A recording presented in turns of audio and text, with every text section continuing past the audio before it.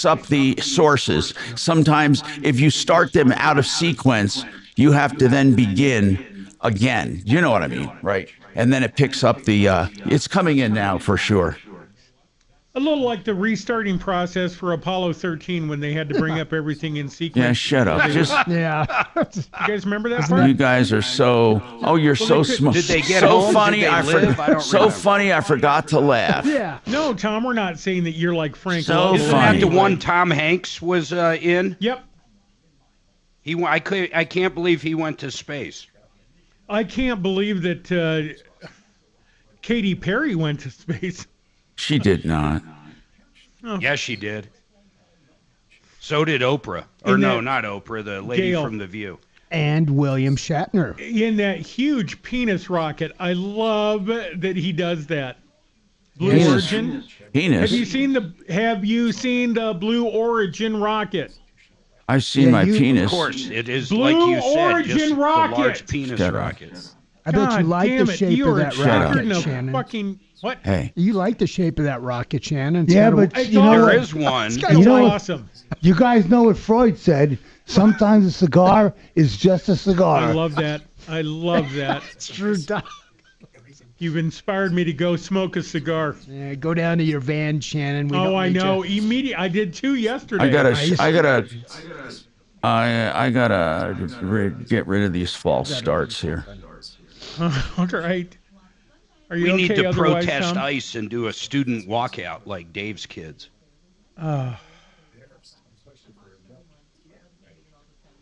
If we staged a walkout at military school, they would have fucking shot us, I know. or at least gave us Oh, a what was that blanket. walkout for? What I heard about that. Was it for DEI? Oh, IEC. Hang on. Of our American stories. All right. Hi, Tom Martino here. Welcome to the show, 303-713-TALK, 713-8255, or 303-MARTINO, 303-627-8466. And a programming note for those streaming. I had to restart it. I'm sorry, to reboot in order to pick up the audios. I'm not going to get too technical, but it's done. Hey, on Windows, this is a... that's a joke that Shannon thinks is funny. Anyway, I don't even know if people... I don't think most of our audience even knows what that sound means. That used to be the sound a modem makes when it connects. And Shannon, I'll bet You're you, too young to know what man, that there are is. so many people that would never know what Or that actually, sound they're means. probably too old to know what that is. And it's called dial-up. And it was a modem. You dial up. You know, I remember the first time they had ISDN for houses. You could get an ISDN, which was fast. I thought I died and went to heaven. And then they were actually doing these things called... 128K. Then they were doing T1s. And if you got a T1, you were the king. T1s were usually reserved for businesses, but some people had money, put them in their houses. And that was a big pipeline. And now everybody has rocket speed and broadband. So Nick Gravina's window siding and doors in 950 West Evans. Let's just talk real quick. Fiberglass and vinyl, pros and cons. What do you like better when it comes to replacement windows? What do you like better? You know, I kind of like all of them. It just depends on the scenario that you have, you know. I'm not the biggest fan of true fiberglass myself. I don't feel like it's as efficient. I do like the ones that are composite with fiberglass a lot more. I think they're built better. So I'm a real big fan of... Holds up. I mean, vinyl and fiberglass are going to hold up equally, right? Right. And I mean, and Colorado's so brutal with the UVs, you know, but most of the windows we sell are going to, you know, last 20 to, 30 years, no problem. Okay. What about aluminum clad? Do you sell those? Yeah, I'm a huge fan of aluminum. Aluminum over wood? Yes. So it's a complete wood window, aluminum on the outside, and then bare wood on the inside that you can finish. Correct. Do they come pre-finished with wood? You can. Yes. Some brands offer staining and painting inside from the factory. Oh, they do. Mm-hmm. So that would be a baked on finish from the factory. Right. And you just install it and it's done. Right. Then others, of course, they want to probably stain to their motif, to their decor, and call it good, right? Right. And we have guys that can come in and match exactly to that. Why do you like it so much? I'm just a big fan of wood. I think it's just a lot more beauty at the end of the day. Plus, the exterior with the aluminum doesn't rust. The finish they put on it for the paint is just exceptionally done well. Now, do you paint those aluminum windows when they come like that, or do you get them? With a finish or with a color already on it? Yeah, they come with a finish, and they call So you pick a color, and then again, that's a factory finish, guaranteed. right. They give like 20 to 30 year no fade warranties on those, which is great for the dark colors, black, dark gray, dark blue, any of that kind of stuff right now. Okay, 50 lines of windows. That's a lot of windows. That's a lot of windows. So I want to ask you something that I've never asked. What is the difference between the cheapest window and the most expensive window? What do you really get for more money? Is it different hardware? Well, we know, or what are the elements that change when you go up in price? it's usually features. Okay. So, I mean, if you take the vinyl realm, you take a cheap window where maybe one side slides and it comes either white or beige. Okay.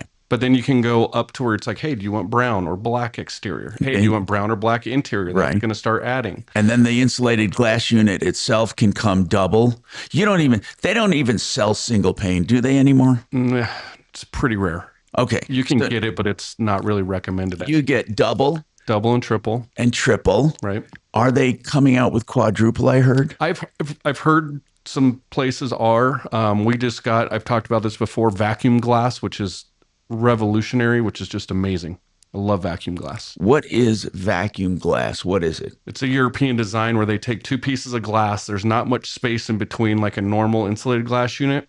In a normal insulated glass unit, you probably have maybe like a 1/2 inch space. This has maybe not even an 1/8 inch space. Really? And they suck all the air out between those two panes. And they have these little pillars in between them. And so that actual dead inert air in there creates just a super like space type. Really? Yeah, and it's so efficient.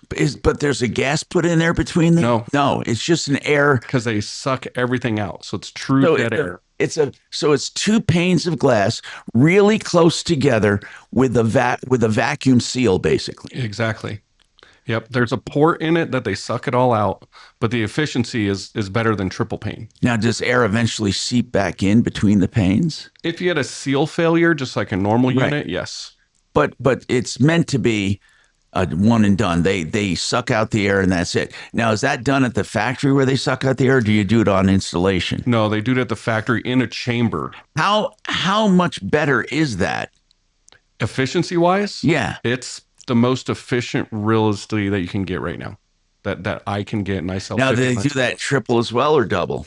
Just double. Well, there is a triple version, but it's not a true triple. It's only a triple because they do the double as the vacuum, and then they do a spacer with a single pane of glass just to make it up to fit in those old pockets of 1 inch units. What's the R value of the regular double pane? What do you call it? Vacuum seal? Double pane vacuum? If somebody was going to ask you for that window, it's a double pane vacuum seal?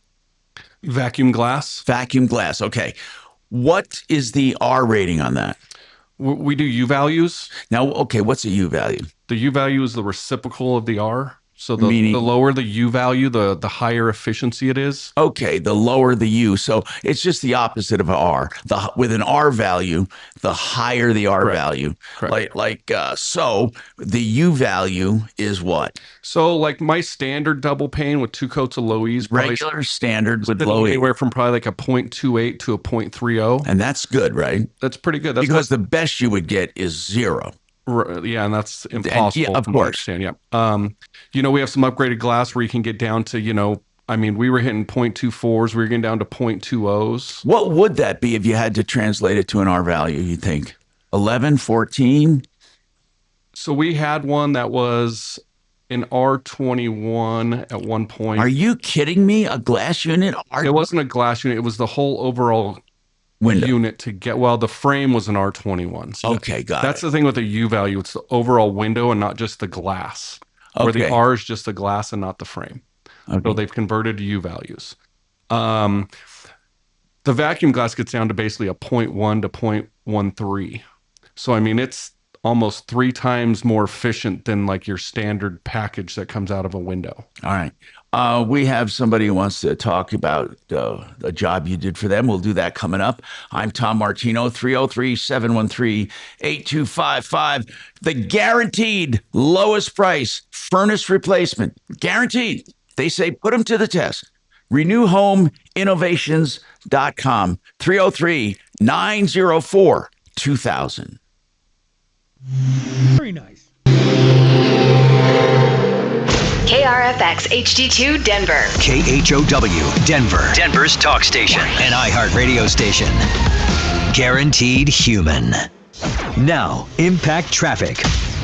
Yeah, we've got a couple of accidents out here causing delays. I-25 northbound at 6, right lane's blocked, and that has traffic backed up. It looks like to about Downing. It's pretty solid in there. Kind of keep to the left as you're coming in towards downtown, approaching 6th. And then there's one on 225. It's southbound, kind of in between Colfax and 6th Avenue. I'm not sure about the lane, but there is a backup there. An accident also just popped up at Iliff and Sable. Mountain roads are kind of tough. We've got one big crash near Herman Gulch. This is east of the tunnels. Traffic is tied up badly. With traffic, I'm Jonathan Steele. This report is sponsored by the Our American Stories podcast. This is Lee Habib, host of Our American Stories. Come on, man. On our next episode, Let's do Dr. it. Bill McClay shares the 4th installment of our ongoing get coffee Story when you of do this. America series. You won't want to miss the next episode of Our American Stories. Direct from the factory, a steel building from greatwesternbuildings.com. The reason I'm going to emphasize this is because a lot of steel building salespeople lie about being direct. They lie about having a factory. Greatwesternbuildings.com is a real factory, 120,000 square feet in Grand Junction, Colorado, serving 50 states with U.S. American steel, 100% American steel, and guaranteed for life. That's greatwesternbuildings.com. Whether it's a small garage, a giant workshop, airplane hangar, whatever it is, get direct from the factory with a great company, greatwesternbuildings.com. Wow. That was awesome. Hey, bro, just, I can't help it. My awesomeness keeps rubbing off. Well, thank you, I've sir. rubbed off my awesomeness more than once. My awesomeness is so awesome, I can't believe how awesome it is. All right. I got good awesomeness. Not as Well, good you as, got 4 not minutes as to go. awesome as Mark's awesomeness. We're fully aware of that. Mark's But you got have too much 3.5 You have 3.5 minutes to go shake your awesomeness somewhere. Go shit. I don't know why the hell. Okay, Shannon, tell me something. I don't know. So OBS Studio captures audio, right? Sources. I've It worked captures with it. audio and I've video worked- sources. I haven't worked with it in a couple of years, but I know it. Okay, yeah. Now, if I start Lucy Light and then start OBS, OBS picks up the audio. But if I start Lucy Light after OBS is launched, it won't pick up the audio. Dude, I have no. Listen, I don't know why something would do that, but if you know that that's the order you have to go in, that's it. That's it. I don't know. I know. Why is it suddenly starting to look for sources the other direction? Yeah. They told me it was full. I wish there was just a way I could refresh it without having to stop the whole feed and redo OBS Studio, But hey. Well, have you thought about a Stream Deck? Oh, that's a good I don't think. What is that? What is that? It's an outboard piece of equipment that, with buttons, launches whatever you want. Oh, yeah, in yeah, whatever yeah. order. Yeah, Stream Deck. In fact, I have Stream Deck. Okay, because you can build a macro that You're does right. everything in the order you want. That's right. And I used to do that, but I ran out of USB spaces for the Stream Deck. Oh, gotcha. Okay. Well, I know exactly. I have that. It's an Elgato, right? He's got camera. Yes, exactly. Yeah. Oh, Exactly. Okay. He's got cameras and all that Yep, coming in and I going got out. it. I was here. By the way, Tom. Yes, I got it. do it Broly's the on. I exact know. opposite order. What's that? Okay. I do the exact opposite order. Oh, okay. Yeah, Launch it's from here? amazing. Correct. When I launch from here, I do OBS first, and then I do Lucy. And I'm going to try to pick up a few tips from him. I mean, that was awesome. That way Because was. You know what they It did, might Doc? be They the kept computer, telling, well, it's but civil. a couple they tell me times this. it too, won't whatever. like It's a civil. give me Yeah. any levels Yeah, or yeah. anything, and I have to reboot. Yeah. This is a theft. It's a theft, right? And he kept going in, and they said, okay, go follow. That's a beautiful unit. It really is. They came up with a hell of a product. Yeah. He's it's going good. into court Tuesday. So maybe that's what we need to tell people. They need to go in. They need to go in. You need to be strong about it. Right, and go in in person. 4K camera. Like Tom said. What am I? I'm not even doing anything. Look at me. But no, Kelly. but it makes sense that because he has I was so really many impressed sources that he has to feed in, he has to do a certain process. Yeah, I only have one camera, so it won't matter the order because it won't screw it up. Good call.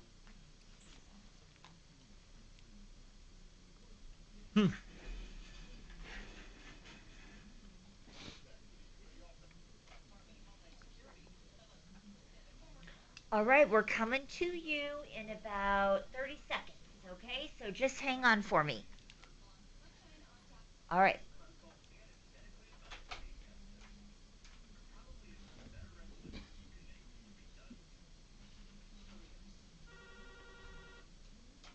Get that. It could be a job. Yeah. Good morning. Yeah, Shannon needs to be looking for another job.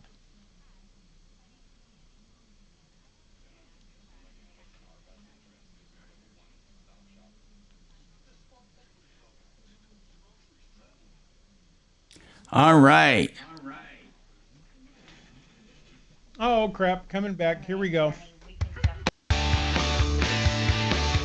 Hey, I'm Tom Martino, your troubleshooter. 303-713-TALK, 713-8255. Nick Gravina's with us from Gravina's Window Siding and Doors. And we have Rolly Purifoy. Now, Rolly, my buddy for years and years and years, was a regular part of the show when he had Purifoy Chevrolet. And he would be on Car Day every Friday. We go back years. And he happened to call Gravina. I remember him asking me for the number. And Rolly, you have a dream. I call it a dream home. It's a giant schoolhouse that you converted to a home. It's so cool inside. And you even kept the auditorium where you wait. What? You're telling me, what is it like, Rolly? Like in elementary school? Yeah, what are like we a talking about? It's a big brick building. Mark, Rolly, what kind of school was it? It was all grade. It was all grades. There was probably a half a dozen of up in this area, and this one happened to be. This one was built in 1915, and in 1979 they put all these country schools up for sale on a closed bid. That you had to have a bid, and but I ended up buying this building, and it's certainly been a love-hate project all the way around for a lot of years, and I've done probably I don't know what the percentage. Hey, Nick, it's pretty cool looking, isn't it? Isn't it? That house is the inside. I mean, the outside's cool, but the inside is even cooler. He did that whole thing. I know. Whole thing. Well, he even kept. Now you kept the auditorium, as I remember. Your gym was in there, right, Rolly? Yeah, the gym is still down there. I've got a ridiculous gym down there back in the days when I had the Guillain-Barré and trying to get myself strong again. But anyway, it's a unique building and everything. But like I said, it's been a love-hate thing, and I've got 1 acre of ground here, and I'm glad that's all I've got because I'm too anal about it all. But a long time ago, and I mean, I built the windows myself, the window boxes. I mean, this is I've lived here for 47 years. Wow, I remember. And I love it. I've got tremendous views. We're out in the country, just a little bit over 1/8 of a mile off the Highway 85 asphalt. So I a couple of years ago, I actually started gathering some information up about windows and stuff because I knew that some of mine did. Because I made it myself, and I made them out of redwood boxes, and I used 46, 76 sliding glass door units as the glass and everything, but a lot of them had lost their seal and everything over the years. Sure. They were kind of a sieve, like you guys have been talking about. They lose their seal, and it's just a piece of glass there, and that's about it.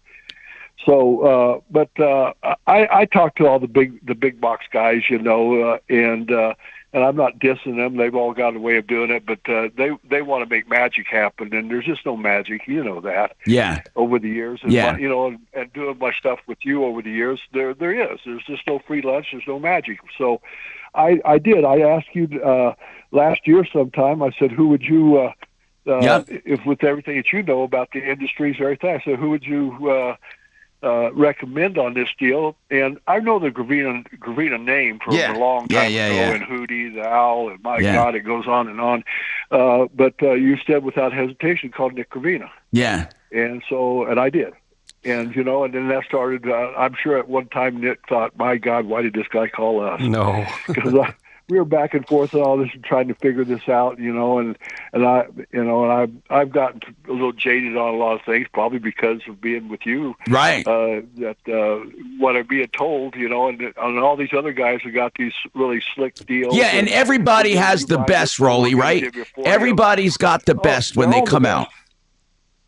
So but those names and Nick Gravina's they rep a lot of different companies, right? And he spent a lot of time, and Nick came out here himself, and we kicked it all around, looked around, and I went down there a couple of times and everything. But all I can say is if anybody out there is really considering windows on a large scale, because this isn't a cheap date. You need to do your homework, and I would certainly call somebody like Nick Gravina and let him educate you as to why you're doing what you're doing. And after I had him up here and everything, and on your recommendation, which here he is, he's on your show. He wouldn't be there if they weren't good. So what did you end up with, Rolly? Tell us what you ended up with. Well, what did you go with? We put in 12 windows, and they were Colby brand windows, and these are both wood and some aluminum, and and I suppose there's so many ways that you could go, and like you just said a minute ago, they're all the best and everything, right? But still, just like just like your radio show, and just like the dealership. Everything, it comes back more to the people and what's happening there, and are they going to do what they said they were going to do, and they did. Yeah. And Nick's guys that showed up here, Sterling and Tyson. I'm always I'm pretty particular about who I let in my house, and it's just the way it is, because I think people go away thinking this guy's out of his mind, Yeah. So, but they came up here. They showed up when they said they would. It was just, I was just really impressed, and I was glad I was, because it was something that I worried about. And these guys are going to come in here, and because how particular I am about the way things are done, right? And but these guys, they all their workmanship, and I've looked at them all every window installation here, and everything, and the fit and finish, and the attention to detail, and the cleanup, and just enjoyable to be around. Good. That's really good. I don't know where you're going to get that. No, I'm serious, people. People listening, you're not going to get more particular than Rolly, and he loved it, every bit of it. Well, so I did, and now the remarkable difference in these windows compared to what was in those holes is night and day. First of all, there is where they lose their seal, then they get a little bit cloudy and stuff like that. Well, I've got I'm looking east right now out of the front ones, and I think our heat gain, our heat retention, and everything is by far better. Yeah. So because we used to run this house at 70, 71 degrees all the time. That's where I locked it in at. Now we've got it at 68 on the furnace, and it's fine. Yeah. So there's changes there as technology has moved along, and all I want to do is just, I know this sounds like a heck of an advertisement, I know you don't like that on your show, but it's the truth. If you don't be stupid, give these guys a chance if you're looking. No. It's an honest to God testimonial, Rolly. I appreciate it, man. It is the real deal. I appreciate it very much. I got to take this break. Rolly Purefoy. Well, it was Purefoy Chevrolet, and that's a whole different story. We ought to have Rolly on one day to talk about it all. Anyway, thank you very much. We got got more coming up on the Troubleshooter Show. 303-713-TALK, 713-8255. Awesome. Now, Impact Traffic. Yeah, we've got a couple of accidents out here. He's right about that. I-25 northbound at 6, right him. lane's blocked. And that has that school is so cool what he did. To about Downing. It's pretty solid in there. Kind of keep to the left as you're coming in towards downtown, approaching 6th. And then there's one on 225. It's southbound, kind of in between Colfax and 6th. I'm not sure about the lane, but there is a backup there. An accident also just popped up at Iliff and Sable. Mountain roads are kind of tough. We've got one big crash near Herman Gulch. This is east of the tunnels. Traffic is tied up badly. With traffic, I'm Jonathan Steele. This report is sponsored by Red Pilled America. Why is gold and silver skyrocketing? This week on Red Pilled America, we tell the story of the rise and fall of the diamond industry and why gold and silver has continued to shine for thousands of years. Listen to Red Pilled America on the iHeartRadio app. That's Red Pilled America. Hey, Sheridan Auto Tech. It's everything you want in an auto repair facility. You know, value, technology, experience, longevity, and also honesty and skill. 303-455-7242. Regular repairs and maintenance, major repairs and maintenance, even electrical issues on Colfax, west of Wadsworth. I take my car there. I urge you to go there and see the difference and save a ton of money from what dealerships charge. 303-455-7242, SheridanAutotech.com. CMG Financial, I tell you all the time, go direct to the lender. There's no reason to use a middleman. You're going to save money when it comes to fees for a loan, and you're going to get the best interest rate. No middleman to mark it up. I want you to call John Clace. These guys at CMG, they lend out over $2 billion every single month. Reverse mortgages, cash outs, refis, new purchases, and their all-in-one loan is a smartest home loan you can get. It's a fluid line of credit. Borrow it up, pay it down, keep the money in the bank to offset any monthly fees. You got to check these guys out. I want you to call John direct, 303-882-6679, 303-882-6679. Well, that was just incredible. Oh, so incredible. Just so incredible. I don't deserve it. I don't deserve to be around such wonderfulness. I learned from the best. What's your email address? Ryan Schuling. She's on the phone, so you're not making her crazy. Good job. Give it a minute. Now, Ryan kills it on politics, no doubt. It is good. Yeah, you could do better.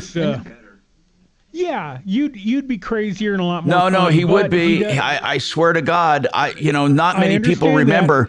Probably people don't remember when he used to fill in and do shit. Oh my God, during the election with Bush and what the hell was it? Gore. Oh my God, he was on fire. It was, I don't mean to blow smoke. I mean, he does a great fucking Ryan job. Schuling, the guy that comes on in the morning.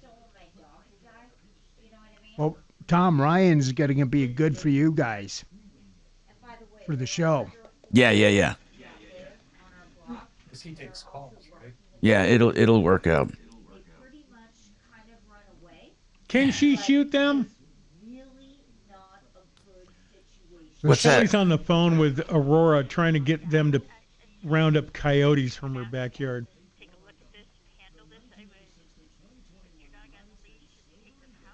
So and I'm wondering, can she shoot them?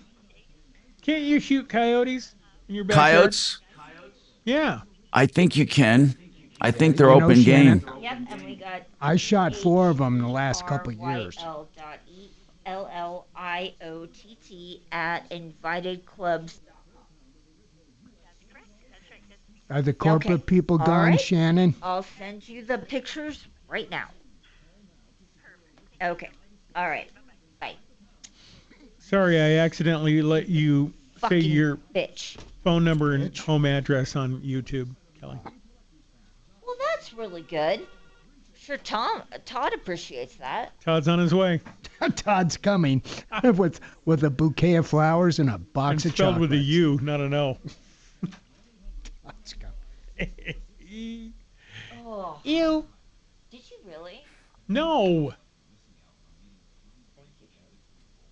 Otherwise, you're going to be driving my Kelly wanted me to come to her backyard and pee everywhere to keep the coyotes away. You know, it's actually true. That is a true Human story. pee? I did ask him. Yeah, well, it'd be mine, I guess, technically. Well, that wouldn't be human pee if it's coming from you, Shannon. Yeah. I did ask Shannon this morning to pee in a bottle. If I could say pee listen to this, man. Listen to this. One guy back in the Vietnam era, and this is a true story, a friend of mine. He didn't want to be something drafted. Yeah. His girlfriend had sugar diabetes or something, and they were doing urine tests. Yeah. And they called it, so he substituted her pee for his. He brought in a little plastic bag and had it around his waist. Seriously, he substituted. They called him in for the results and said, I got mixed news for you. You got sugar diabetes. We can't use you. And you're also pregnant. Awesome. Awesome. Oh, that's my a God. great story. Perfect. You're so pregnant. Yeah. He would have been drafted during Biden's army. Hang on. Oh, my God. Hi, Tom Martino, your troubleshooter, 303-713-TALK, 713-8255. Okay, I got a question here. This is a very interesting. Oh, no, let me see. Hold on. Do I have somebody waiting? Let me go to my caller here. Annie. Annie, what's going on with you? Hi. Hi, Annie. I got a text yesterday around 5:30, and it says, final notice, Colorado Easy Pass Toll violation. Right. Well, I've never had any notice before this, and it says I owe some unpaid Colorado tolls, Easy Pass tolls. And how did they tell? Did they want you to click on a link inside that? Yes. Yeah, yes. don't do it. Any text that comes with a link, don't trust. However, if you go on the website directly, not any link they give you, but you go to the website for Easy Pass and put in your name and get an account there, you'll see everything outstanding. But I think this one is a scam because I got the same thing. Easy Pass always sends you a letter in snail mail when you owe toll some. Right. They do. Yep, because I was getting them for a while, and I'm signed up for them. Say that again. Yeah. I'm sorry. What they're saying they're going to send a regular letter to you. They won't do a text message to you. Annie, I would discard that text message and block that number. Okay. Now, all right, we'll do. Here's what I'm saying to everyone listening in general. When you get any kind of a text or email, do not click on links. For example, if you get one from Denver Water and it says, your bill's past due or your water is going to be turned off or whatever, then you go to the website yourself and put in your name and password or get an account going. Do not ever click links. You can't trust links anymore. And it's so...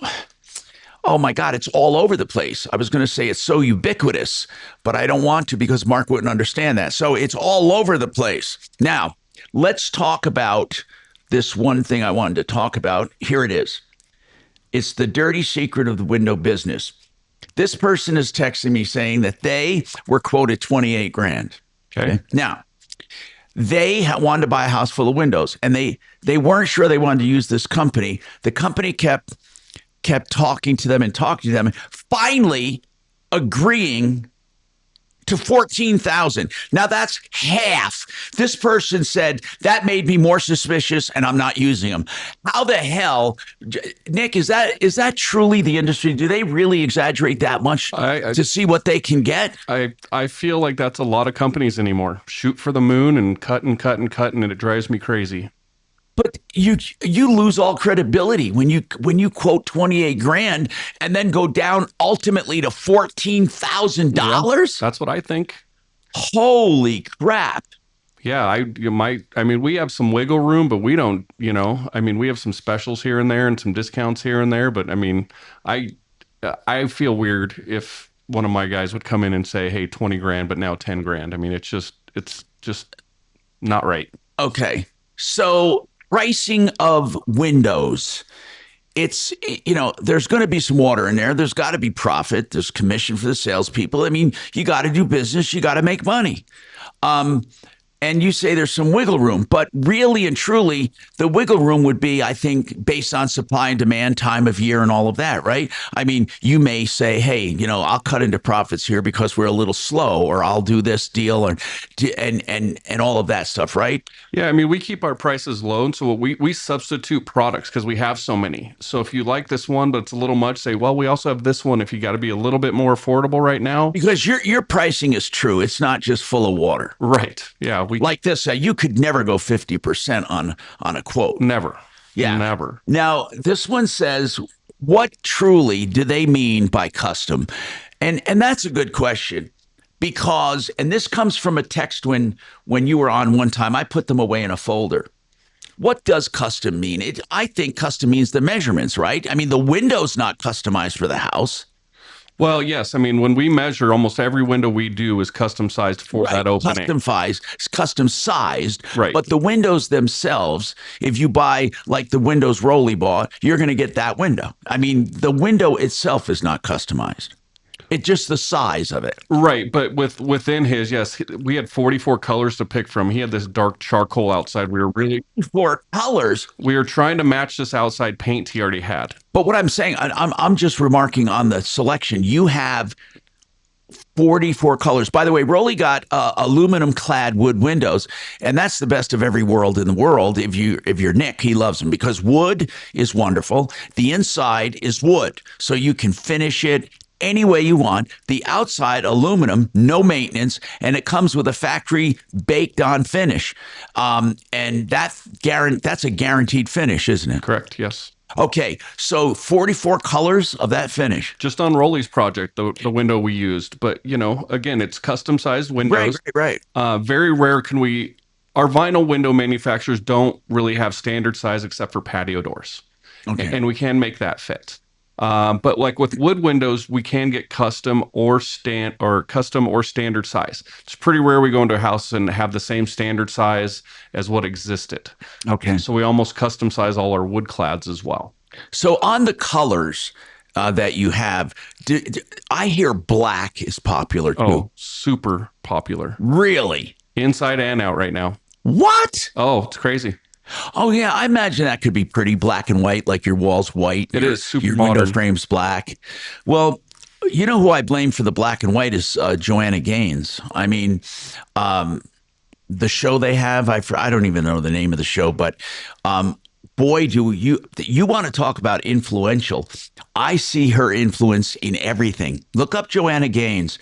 And like I said, I don't even watch the show, but my wife tells me, oh, that's Joanna Gaines. That's Joanna Gaines. Not just the inside. And she's big on barn doors, by the way, with that big sliding barn door look. And then on the outside, I call them Twin Peaks. Have you seen these new homes? I call them Twin Peaks because they have little, they're Twin Peaks, like 2 dormers, one on each side, left and right. And in the middle is just a connector. And that's her influence. And the black is definitely her influence. A lot of people are actually going with black siding. Yep. I saw a house completely black. That's got to do hell with the sun. We'll talk about that and more because we have some siding questions as well. I mean, black is big right now. Big. Huge. But after some of the criticism I've heard about that show, you wouldn't think they'd like black. What? No, they're not bad people, are they? Oh. Joanna Gaines? Some sort of Waco problem. You mean wacko? I mean the town they live in.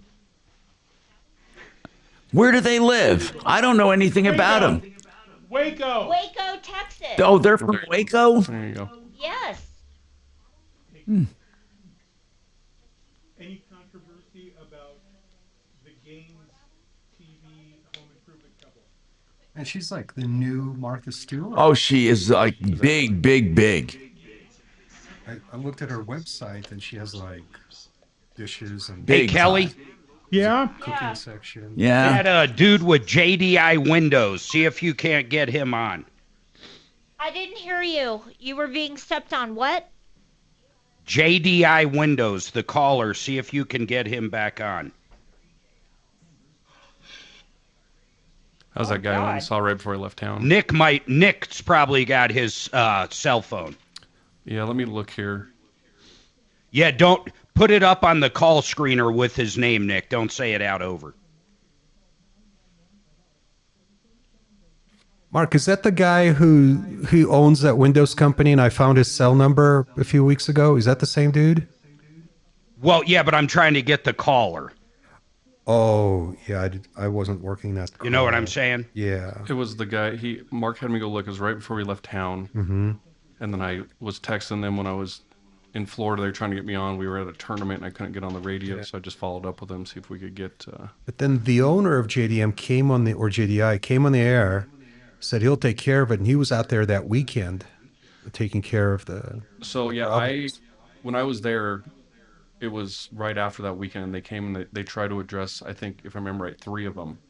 Mm-hmm. He liked these people better. Still kind of ugly, but now they got to paint all their boards and stuff because I didn't really like. They fixed it, but I think they caused him more problems too, because they ripped his trim boards off and did everything from outside and then re-nailed and re-caulked. So the guy has to now do a bunch of painting.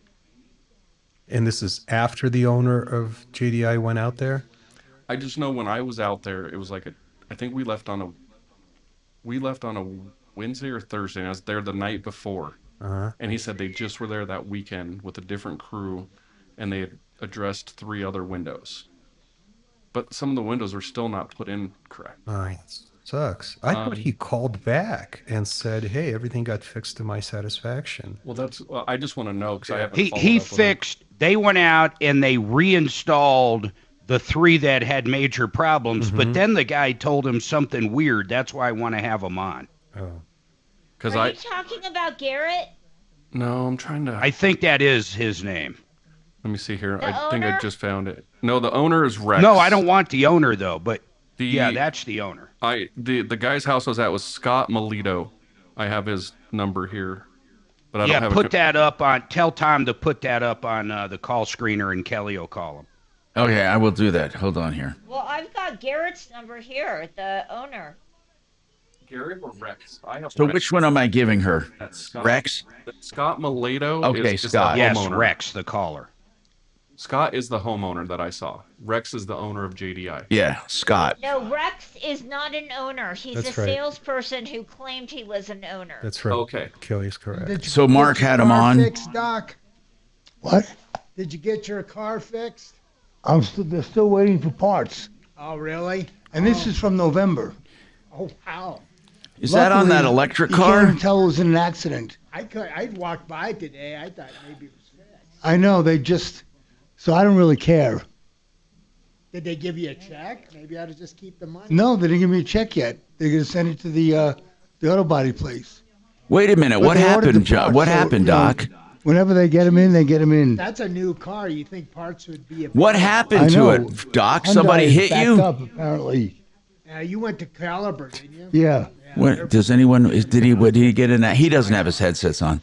He does not. And they are not seeing me wave a flashlight in the window. Interesting. You should get a siren. I should get a trank gun.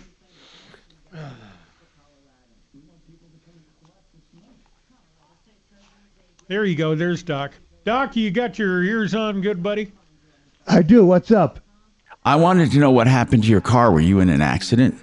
Oh, no. When I was in the Safeway parking lot, somebody scraped the side of my car and damaged the rear panel. So this was back in November. And I went to Caliber Collision in November, and they're still waiting for the parts from Hyundai to come in.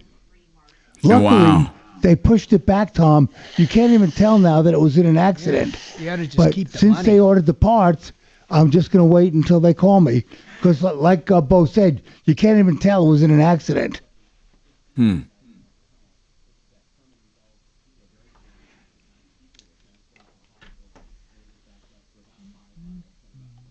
Hey, Tom. Yes, sir. Is Pat at your house?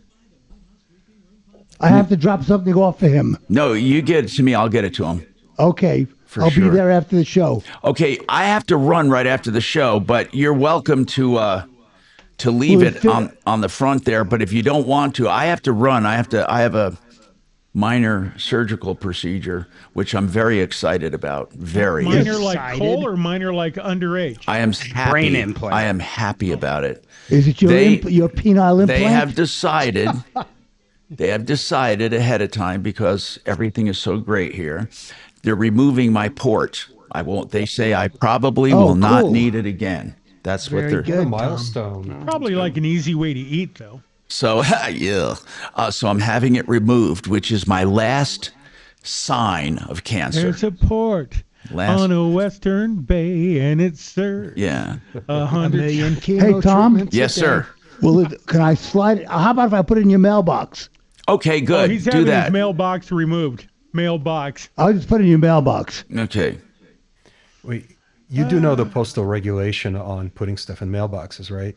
Yes, of course. Who's going to tell? Sakes. Oh, come on, D. No, because a mailman, if he hasn't already been here today, will remove it and keep it. Come on. You are barely a mailman. They've already been here, though, right? I don't know. I don't live here. Come on. Doc, you ought to just drop it off tomorrow because you're going to try to go to Tom's tomorrow, right? You know what? I'll come to your house tomorrow morning for the show. Yeah, because they're booked in the studio. Okay, good. Come on over. All right, so I'll be over tomorrow. Okay. You know how much crazy stuff he's had stuck in his mailbox since all this was Ripped off, bad news. You need advice so you don't have to lose.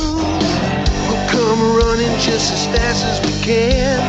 Troubleshooter's gonna help the common man. This is the Troubleshooter Show. Now, Tom Martino. Hello, Tom Martino here. What a beautiful day today is on a Thursday. Beautiful, clear, crisp winter day. And we have a full house. Deputy Bo, Deputy Doc at the main studio. Got Deputy D here with me. Major Marc Mager at his Casa Bonita studio, or Casa studio, home studio. And then we have me here with Deputy D, and also Nick Gravina from Gravina's Window Siding and Doors, 950 West Evans. And we're talking about things near and dear to your heart and pocketbook. One thing near and dear to me, and I'm serious, I can't stress this enough. Don't bother doing great diets and supplements and all of that and exercise if you're drinking crap water. Waterpros.net, $1,200, drinking water at the kitchen sink. You'll never buy bottled water again. Get out the plastics, everything. It takes everything out of it. Reverse osmosis. It doesn't even have to use power. The water powers it. Waterpros.net, $1,200 fully installed, thousands of dollars somewhere else. 303-862-5554. Well, okay, Mark, I forgot to ask you, and I like asking you because it fascinates me, your inner workings on what gets your attention. So today, what's on your mind? Major Marc Mager. Well, Tesla decided to quit making the S and the X at the end of this quarter. So if you want one, you got to get your order in now. They're going to retool the factories, and they're going to be building Optimus, or their robot, out of there, which is kind of exciting. But it made me think, do I still want to get a new S? And I thought about it really hard this morning, and yes, Mark, I do. Let me ask you this: what are they? Are they forever gonna? You're not going to be able to get an S at all anymore, or an X? Yeah, I think eventually where they're going, they're just going to be selling the Model 3, the Y.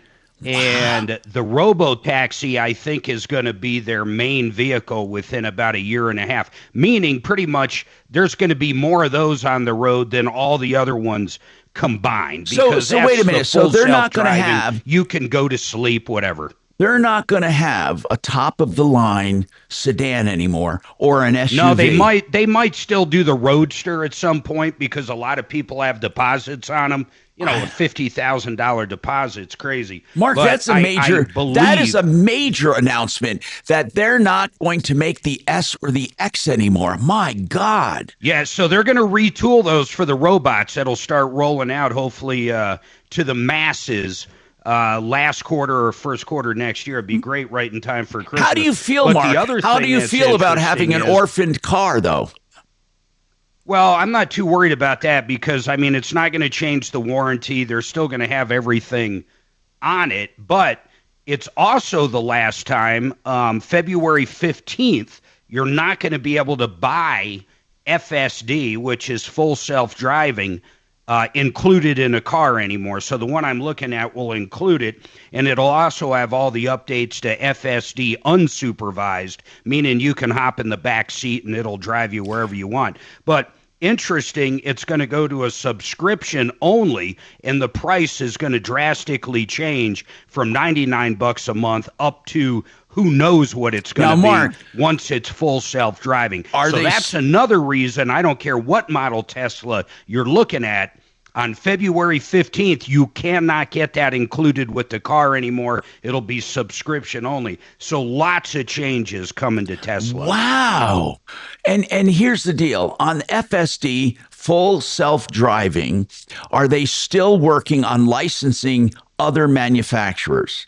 They are, but other manufacturers are kind of balking a little bit. They're thinking they might go a different route, so I don't think anything's in the pipeline for a while. Hyundai was pretty serious about discussions, but I don't know where that's going. But the robo-taxi, once again, once that comes out, think about having a vehicle, say, under 50,000. Who knows where it's going to fall? I do not trust Elon when it comes to pricing. But let's say it's under 50 grand. They're thinking 30, 35. I doubt that's going to happen. But under 50, a vehicle that literally is a taxi. You simply hop in it, tell it where to go, and that's it. You don't have to drive. You can sit in the back. There is no steering wheel. I mean, pretty much it's fully autonomous. But Mark, would this be cool as hell. This would be people could buy this for their car? Yeah, that's what it would be. That's where the whole brand is going. Even it's a robo car, basically. Yeah, 100%. That's exactly what it is. And they'll have the biggest fleet in the world as far as autonomous vehicles. So it's like the Waymo taxi. It's like the Waymo taxi, but for personal. Yeah, but plus the Waymo, I mean, there might be certain highways it can go on, but I'm very familiar with that brand. In fact, we were just in them last December in Atlanta, as well as Austin, Texas. We were in quite a few of them between both cities. They don't get on the highway. They're kind of a weird creature right now. I think eventually they might be able to get on the highway, but I don't know. I want to talk to Motrilia. I hope I'm pronouncing her name right. Motrilia. Or Matrilia. Is that your name? I'm sorry. You have a problem you want to talk about? Go ahead. That's close enough. It's not a problem. I know you were talking yesterday about education system and what teachers are supposedly being taught to observe kids and prove that parents are not good parents. This survey was given to my grandson in San Miguel County, Telluride School District. He's a sixth grader. And you could opt out of it, which my son had him opt out, not 100% if he ended up. What was wrong with it? What? Tell me what it's all about. I sent it to you, and okay. Did you send it, Kachina? Did you send us a copy? Did you send Mark and I a copy of that? Should be in your inbox. Okay, thank you. Keep going, Matrilia. What's happening? So, I mean, it talks about your age and your grade and how do you identify yourself. Girl, woman, boy, man, binary. Describe your gender. Then it says some people describe themselves as transgender. Do you? No, I'm not. Yes, I am. I'm not sure. Which are you the following? Okay, I have it right here. Okay, So I have it right here. For those on. for those listening, this survey wants demographic information about your age, your grade, and it says, what is your gender identity? Now, they're sending this to elementary school kids. Are you a girl, woman, boy, man, non-binary? I describe my gender in this way. And it says if a student selects D, they have the option to write in their answer, You may use the space below to provide details about your gender. As a reminder, this question is optional. Okay, then it has, some people describe themselves as transgender. This is another question. When their sex at birth does not match the way they feel. Are you transgender? You know, why? What? Tell me why this is becoming such a big freaking issue. Why are schools getting involved in this thing?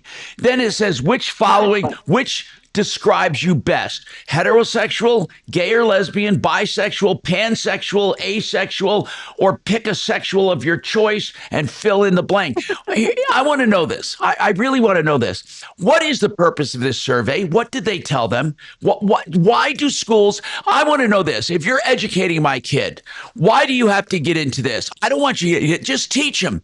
Just teach them reading, writing, arithmetic. I mean, why do they have to know all of this? What do they say about this? Why can't they just leave our kids alone? They're not raising our kids. We are. I know. Just teach them, for God's sakes. Just teach them. Worse. It goes down to body imaging. It goes down, how do you feel? What's your home life? Okay, were they told to take this home? Hold on. Were they told to take this home and do it? What is the purpose of this? What is the purpose of this survey? It's 15 pages, and it was done in school. And it gets worse. I mean, you've only read page 1. Okay, I'm going down now. And what other thing? Bullying. It's talking about bullying. It's asking questions about bullying.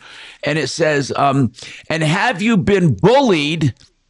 Have you been bullied because of perceived race, ethnic background, sexual orientation, gender identity, religion, disability status, physical appearance? Okay, then violence. It wants to know about violence. Have you experienced violence, and how many times have you been in a fight? And did someone you were dating or going out with, did they hurt you? How many times did they hurt you? And they want to know about their, oh my God. What? Tell me why. Why? What? Okay. Is this like the Telluride school system did this? Did they say why? Did you call and ask, why are you making, what is this survey all about? Why can't they just teach our kids? Why do they even have to know this? Why do they have to know any of this? It's a state thing. I think all kids in the state of Colorado got it. I mean, it gets worse. You're just reading part of it, but if you have you thought about killing yourself? Have you ever made a plan about killing yourself? Have you ever tried to kill yourself? If there's a serious problem, do you go to an adult? During your life, how often have you felt that you were able to talk to a friend about your feelings? During the past 12 months, how many times has your friend told you they had thoughts of suicide? In the event you were concerned about yourself or someone else, which of the following actions would you take? Then it goes into racism. And it says here, do you use cigarettes, electronic vapor products, alcohol, marijuana, prescription pain medicine, electronic vapor products, nicotine, oral pouches? Do you drink alcohol, use marijuana, prescription pain meds without a doctor? Oh my God. And then alcohol use, how much do you drink?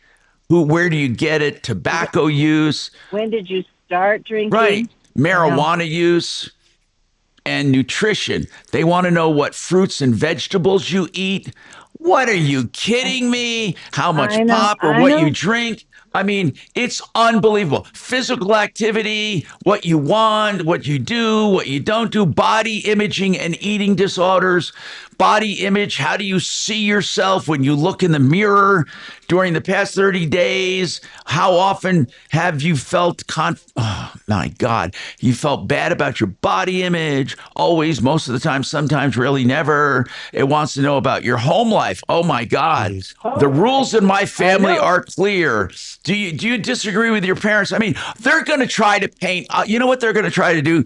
I predict the Colorado school system is going to declare we have a crisis because we have bad parents. I know. I'm just livid with it. And there's Schools, one no. section that I'm telling you, I've gotten, since I asked my questions yesterday, I've gotten literature and memos and emails. The teachers union's goal, the goal of the teacher union is to show that parents cannot adequately raise their children, and more of that responsibility needs to be on the school. They want to control. I swear to God, I'm not being a nut. They want to control our children. Hold on, okay? Thank you for sending this. I'm going to look at some more of it, but I want to take this break. 303-713-TALK. The guaranteed lowest price for your furnace. Put them to the test. That's right. Think about this. You complain about furnace prices? Well, get the best price right here. 303-904-2000. 303-904-2000, renewhomeinnovations.com. I can't believe this thing. I just can't believe Facing this a thing. job loss? Considering My a pension God. buyout, a severance package, or what to do with your Okay. 401k? Hi, I'm Linda Where are we Gardner, going with host of the Your school Money, Your system? Retirement, and I can help. I'll ask you on the air. 720-488-86... Hang on. That's 720-488-8604.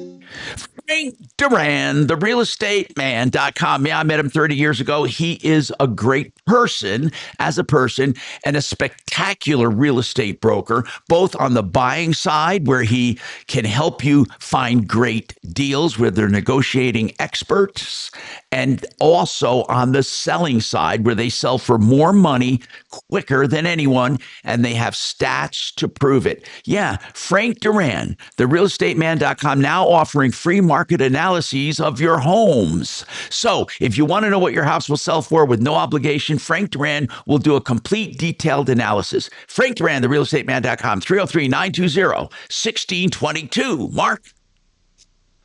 You know, CMG Financial offers the smartest home loan you can get. It's a fluid line of credit. Borrow it up, pay it down, and all the money you keep in the bank lowers your monthly payment. I want you to find out more about it. Call up John Clace with CMG Financial, but it doesn't matter. Reverse mortgages, new purchases, cash outs, the lowest rates, and best interest rates. I want you to call John, 303-882-6679, 303-882-6679. Go direct, partnerinlending.com. Thank you. Very nice. Hey, Tom? No, very nice of you. Yeah. Hey, Tom? Yes. If that survey was anonymous, what would be the harm if you're trying to collect data on the general, whatever you want to call it? Is it anonymous? If it was, I don't see anything wrong with it. Tom, do you want to survey the staff and support members of the Tom Martino Troubleshooter Network? Send out that survey to us, please. Honest to God, it's a state thing. Healthy Kids Colorado survey. I want to do it. I want to do the survey. It's a Healthy Kids survey. I know, sweetie. Come on. But I think if you're trying to get data on what's really going on in schools, it's not bad if it's anonymous. Do you drink with your parents? Is it required or mandated? I don't know. If it's not required and it's anonymous, what's the harm? I don't know, Doc. Is it anonymous? We'll have to find out. You can give. Would you? Okay, I'm going to ask you, Doc. Would you have your kid fill this out? If it was anonymous, yes. Why? No fucking way. Why? Because I think the more data you have, the better you can make policy. So they're doing it for the goodness of the student. Well, if it's they're doing it to what harm control is it? our kids, and they're going to use this as data to support what they do. That's what they're doing. They're going to use this survey and interpret it as if the kids are aimless and have no parenting, and the teachers need to take over that role. I swear to God, I am convinced now that our school systems and the teachers union want to take over raising our kids, and they want to raise their kids the way they believe they should be raised. That's what I believe. And nothing else is going to convince me otherwise. Well, I'm anti-teachers union as well. I think the teachers union right now, I think this seals it right here. This freaking Well, the seals purpose of the teachers union is to get better working conditions and more pay for the teachers. They don't give a damn about kids. I can't fucking believe this. Pretty bad, right? I just, why don't they leave us the fuck alone? That's what I'm saying. So I left a message for Scott. Do you want me to try to get Garrett on from JDI Windows? That Mark took the call. I don't know what Mark had in mind. Ask him. Okay. What's that? Hello. Kelly. Hi. So I left a message for Scott. Although I have in my notes his name was Lee. Weird. But do you want me to call Garrett I think the back? teachers union wants to take over. It's really amazing to me this is all hitting you today. Well, it is. That's right, Mark. It's That's been right. going on for 20 years. So what's the big deal? So what's the big deal? I've been yeah, bitching it's about hitting, the teachers union since the day so you what's met me. So sorry. I'm sorry. I might not be as quick on the draw as you are. So I formulate my opinions when I formulate them. So what the fuck difference does Over it make? 20 years. Well, it doesn't matter. It doesn't matter if it was 40 years. I formulate my opinions Yeah, they're slowly. corrupt as shit. They're absolutely corrupt as shit. You ever seen a grown I will man say, naked? honestly, Mark, I don't think that I suspect that the teachers union is being as evil as they Our are. American Stories. Hi, I'm Tom Martino, your troubleshooter. Okay, listen, man, I'm not a nut. I usually balance and look at things over the last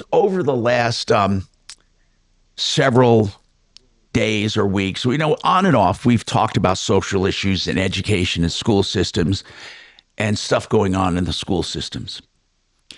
And I've been given documents. I have some more that I haven't even read here. Matrilia sent something that it's a survey. And, you know, I love the way they do these surveys. They always give them a lofty name. And in this case, they called it a Safe Kids Survey or something. Let me get to it. So it is amazing to me. Here's what it is. Here it is. Okay. It is called and it's a statewide thing. It's the Healthy Kids Colorado Survey. And what it is a bunch of questions that get so personal and so into their family life and so into every single habit they have, from eating to their thoughts, to their feelings, to their parents and parenting. I used to think people were overly paranoid when they talked about teachers' unions. I truly believe that the teachers union, maybe not every individual teacher, but I believe that the teachers believe that they have a mission to take over the raising of our children so they're raised correctly. I think they're going to use the results of this survey, along with Jared Polis and his whole gang of socialists. They're going to take this survey and try to prove that parents they're not doing a good job. The entire purpose of this survey is to show how inadequate their home lives and their parenting. And they're going to use it as an excuse to pass more legislation to control our children. They are truly trying to take over. Right now, all a kid has to do as young as 8 years old is tell their teacher they don't like their bodies, and they're done. They're done. They're going to get medicine. They're going to get everything they need without telling parents. And then they have secret clubs where teachers are part of it that I thought was a joke. This woman sent me evidence and I looked into it. There are clubs where the kids are sworn to secrecy not to tell their parents. Think about this now. And then you have this Healthy Kids Survey. I love the way they name things. Healthy Kids Survey. What it is proving parents to be inadequate survey. They're going to construe these results. I know by the way they're asking these questions, they're going going to declare that Colorado children are not safe at home. They're taking over. Do you know what? If I had kids right now in school age, I would not have them in a public school. Absolutely, positively would not have them in a public school. And I've never said that before. My kids all went, well, no, they didn't. They went to private school. But I sent them to a private faith-based school, and I would do that again. I would never subject my kids to public education right now, especially with a teachers union that is out of control. Okay, I want a teacher to call me and tell me, what do you think of this survey? Why do you want to raise our children? Why do you care what my kids, what the students think on this level? Why do you care? It's none of your business. I know that sounds crazy to you control freaks, but it's none of your business what my kids believe. Now, Mark's saying I'm late to the party. Tom, you're just figuring it out. This Healthy Kids survey, you're just figuring out. Now, Mark, what were your thoughts? Did your kids went to public school? Tell me your thoughts. Have you thought that... Well, Ponderosa and Douglas County is a little different, man, than Aurora and Denver and other areas. Yeah. So I don't think that's very fair. And then other states are entirely different. You would never have anything like that. Okay. So it really depends on where you live, and parents got to make a decision if they have young kids, what area they're going to live in, what kind of school district, can they afford God, I am so and for... This is another great reason for vouchers. Mark, you took the words right out. That's the next thing out of my mouth was going to be vouchers. People have a right to get their kids educated. Yes, I believe in education. I believe in vouchers. The public school system is becoming a socialist propaganda machine. It's becoming a dictator over kids. I'm telling you, they want to take away parental rights. They're already taking away parental rights. If you have kids and send them to a public school, you're crazy. Now, here's what it is. Here's what they gather information on. Demographics, okay? You know, just normal demographics like age and sex and all that, right? Then bullying. That's a whole category. Violence, mental health, racism, substance abuse, alcohol, tobacco, marijuana. These are sections. Prescription pain medicine, nutrition, physical activity, body image and eating disorders, home life, school and community, other health topics, and optional questions added by your school district. Deputy D, what do you think the reason is for this survey? What do you think? Seriously. Well, it's pretty elementary to me, Tom. There are two distinct reasons for this. One is the public schools aren't very good at what they should be doing, right? Which is the 3 R's, right? Teaching. And so they have now shifted their focus into an area where it's not very easy to keep track of their performance, right? We can easily track teacher performance by students' tests, how they rank against other nations, how they perform later in life in the context of the 3 R's that they should have been taught. So now the teachers are shifting their focus to something that we can't measure. Social. It's all social stuff. That's the second reason. So if you look historically, if you look at what happens under socialism, the first thing they do, well, they take over means of production. But the second thing that they do is they displace the parents, because the socialist state, a strong nuclear family is not good for that. It's actually, it works against socialism, right? And so the second thing that they do is they displace the parents. They take over the parenting and the upraising, the moral upraising, the economic upraising of their children. So these are the two distinct reasons that you're seeing surveys like this in public schools. By the way, Deputy Doc has no problem with this survey. He said, I can't believe that you would have your kids answer these questions, Doc. Tom? Yeah. You've changed my mind. No, seriously. One of the good things about having a discussion is listening to other people's opinions and evaluating them. And you have made it. But Bo, what does Bo think? Bo, what do you think of this? And Mark, I want your thoughts, because Mark says, and he's probably right, I'm late to the party. I really sometimes try to think in the other person's shoes, and I think, for example, on something I say, well, they're not trying to ruin this or they're not trying to dismantle this. I believe the teachers union is trying to take over raising our kids. I believe the teachers believe that parents are doing a bad job, especially if what they're trying to do is route out conservative, faith-based parents, and they're trying to put them in a boogeyman category so they can take over. They want to teach the kids right, and they don't believe that parents are doing it right now. So they want to take over. I swear to you, schools were never meant to get this deeply involved in our personal lives ever. That you send them to school and then you take them home, and parents and family, that's who has responsibility. Teachers are there to teach. The teacher, it's no business of the teacher, no business at all if my kid is using a substance. Now, I'm not saying they shouldn't be concerned.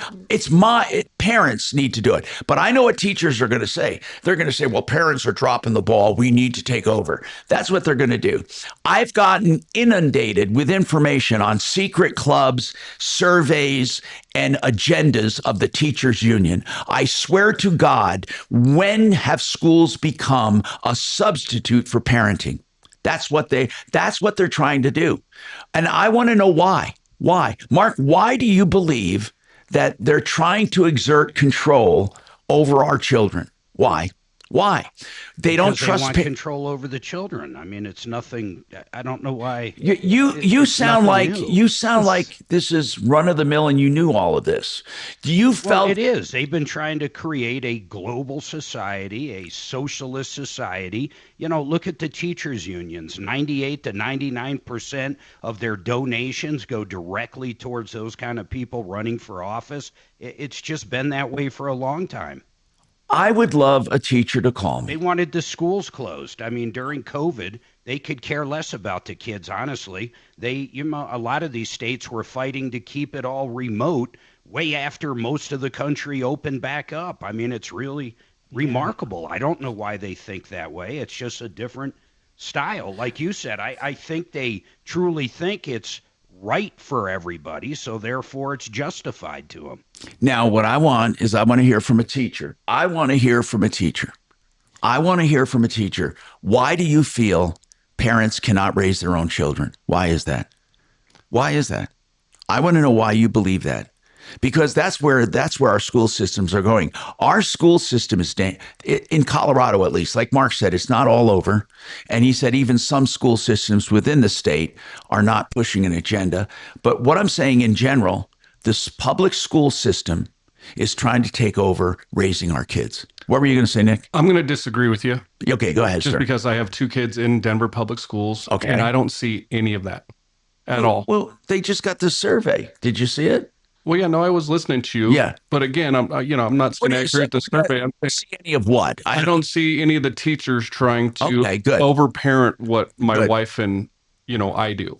All right. So I think, but how would you see it if they're in a secret club and told not to tell their parents? How would you see it? My kids tell us everything. Okay, good. I mean, we're really good with our kids. We talk about everything. Good. We're a great family. Good. And if something happened, our kids would tell us.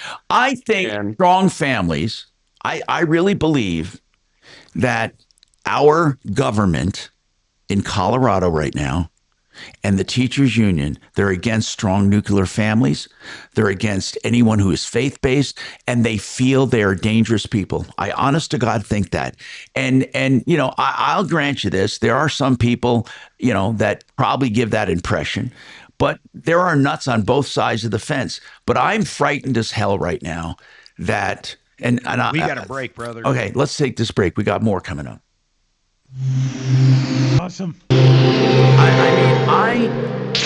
Why do they have to get so HD2 Denver. KHOW Denver. An iHeart radio station. Ryan Schuling, Tom Martino, Michael Brown Reloaded, and Dan Caplis. This is Denver's talk station, 630 KHOW. Like they can go now, impact traffic. Counselor or their parents. Well, for motorists that are heading west I think there's into some the mental mountains along issues. I-70 I think some anyway, we've kids got feel like there's a no partial help. So if you closure can now at Herman Gulch, just say, east hey, of the I need help Eisenhower with Tunnel. how 9 people are injured in I a get it. There multi-car are crash not after all several parents are good multi-car parents. accidents. And I get it. Georgetown But heading they're up to the assuming. tunnel is I still I tied feel up like pretty badly, they and road assume that conditions no still a kids little are rough up there no also. kids, no Here in parents are town, doing a good not job. much going I don't on. take it that way. 225 Okay. southbound, I just think past they're- Colfax, if 6th it's Avenue area. anonymous Got a crash. and It's still kind of it's slowing traffic a little not bit. 270 mandated, east, if coming off people wanna I-76 is fill a it little out, busy it gives also. them statistics With traffic, of I'm Jonathan hey, we Steele. have This report is 2% of sponsored people by the feeling White they're House bullied. Briefing Room We have podcast with 1% John of people Decker. feeling that I'm they're, John yeah, Decker. whatever Join me section we weekdays have. for And I think 15 it's minutes more of a of stat. I no don't think it's a spin control white thing. Ten How do you away. control somebody when straight you from don't the know press who briefing room. Subscribe now to the White House Our Stop. public Stop. schools.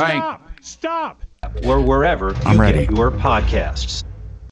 DiscountBath.com. Discount Bath's the name of the company, and the website, discountbath.com, is where you go to answer a couple questions. Then you get a private link where you upload video. So it's just for you. It's confidential. Answer the questions, get the link. Why would you upload video to them? Because they'll give you a price without coming to your house.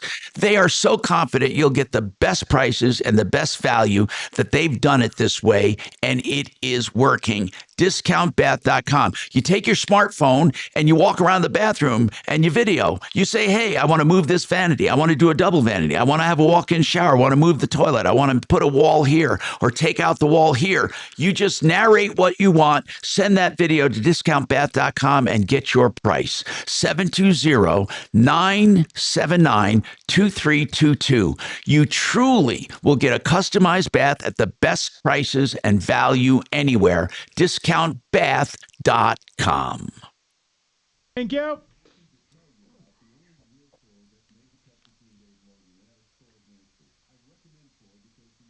We have lost Mark for the day.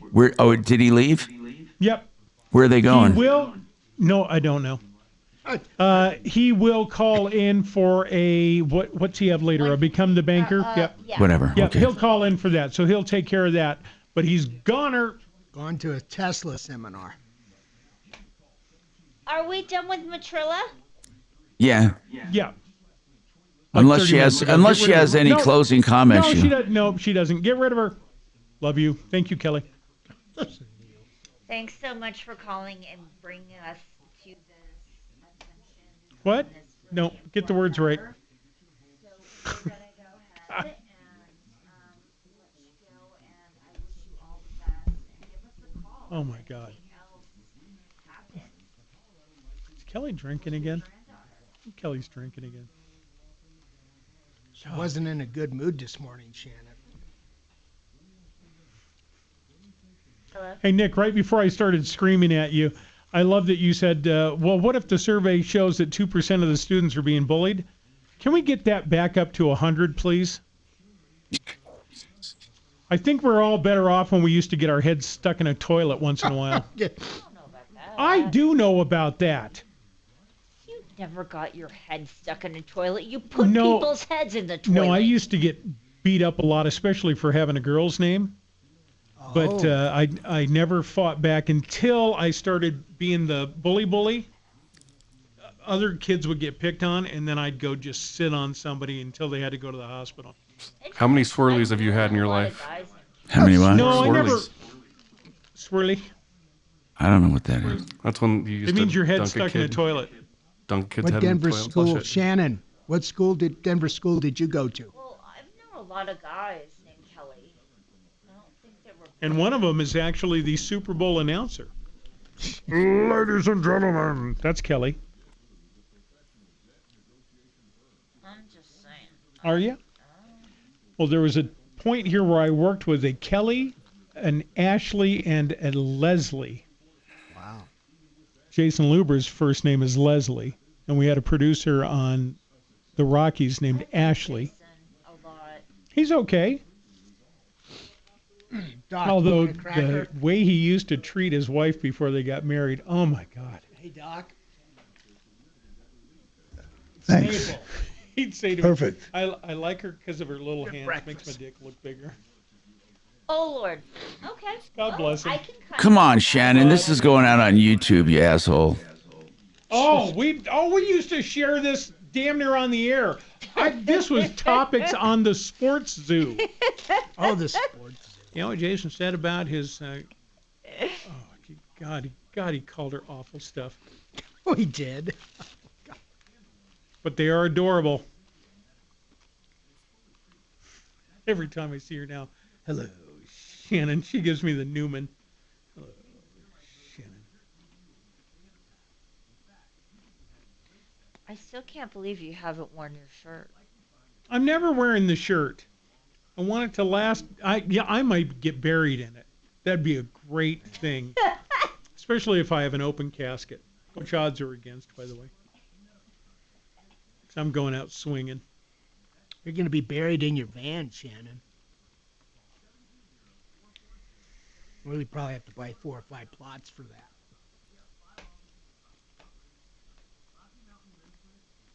All right, just a few more minutes of magic here and then another break. Here we go. AdvancedHair.com. Hi, Tom Martino, your troubleshooter. The last few days we've been talking about school system and how the school system is getting basically more control. They're taking more control over kids, and people might not look at it as control, but they're doing things, and it's a fact. I looked into these. There are secret clubs kids belong to. The agendas are purposely kept from parents. And the kids are told not to tell their parents that they can talk about anything. There are people who did text me saying, Tom, that's a good thing because not every kid has a good home life. And this is an escape for them and a place to find help and security and counseling. So in that regard, they don't care. They think the clubs are good. So not everyone is against this, okay? Not everyone is against it. Some people think that these clubs are fine and that their secret from parents is fine, okay? And I understand that. So, and not only have we been talking about secret clubs, but we also have this survey that is masquerading as a survey for safer kids. Healthy Kids Colorado survey. It's a statewide survey. And they ask such personal stuff about substance abuse and body image and sex activity and all that. They ask so many things. What is the purpose of this? Why can't teachers just teach? Okay, now obviously, if a kid has a problem, they should have a safe place, a guidance counselor, or somewhere to go. But why do they have to do these in-depth surveys about home life? Why does the government have to get into our home life? Really, and seriously, this is a dangerous precedent, in my opinion. It really is. The government, they're being too intrusive. In Colorado, that is. Now, I don't know what other states are doing, but I would never send my child to a public school in Colorado. Never. Izzy, what is your comment? All right. Well, first of all, let me just say thanks for taking my call. And let me say again, parents don't have to answer that survey. Good. Don't let your kids answer that survey. I got to say that on air because I see this as a statement that was made back when Hitler rose to power in 32. He said, give me the minds of your kids and I will forever stay in power. Well, if they take total control of the kids, they've fallen short with the millennial generation, and they realize it. So they need to go back and review where they fell short. I'm talking probably Democrats, and also figure out what can we do to get better at indoctrinating the kids that are in the schools. And plus, they're going to use this information to fill in the gaps of where they fell short at.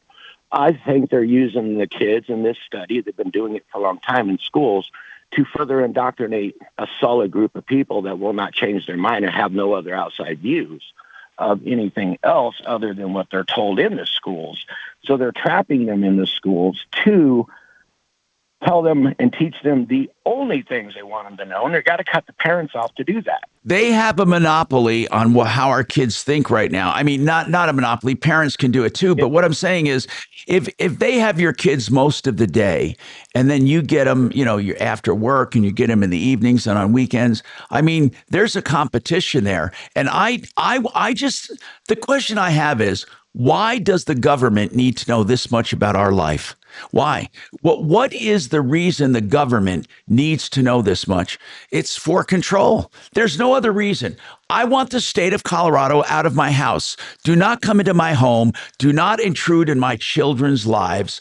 If you think a kid is in danger, that's different. I'm not talking about abused and endangered children, but you don't have to survey every student in the school district with all of these personal questions to find abused children. If there truly are abused children, they have to be told at school, if anything is going on at home you're uncomfortable with, if you need our help, our guidance office is open. I have no problem with that. I want schools to be a safe haven for kids that don't feel safe. I want it to be, but they don't have to get in our lives and intrude in every single family situation. And that's what they're trying to do. They're trying to take full control over our families. Don't you see it? And what's really weird is they're doing it in such a clandestine way. They're doing it under the guise of protecting our children. We have more coming up.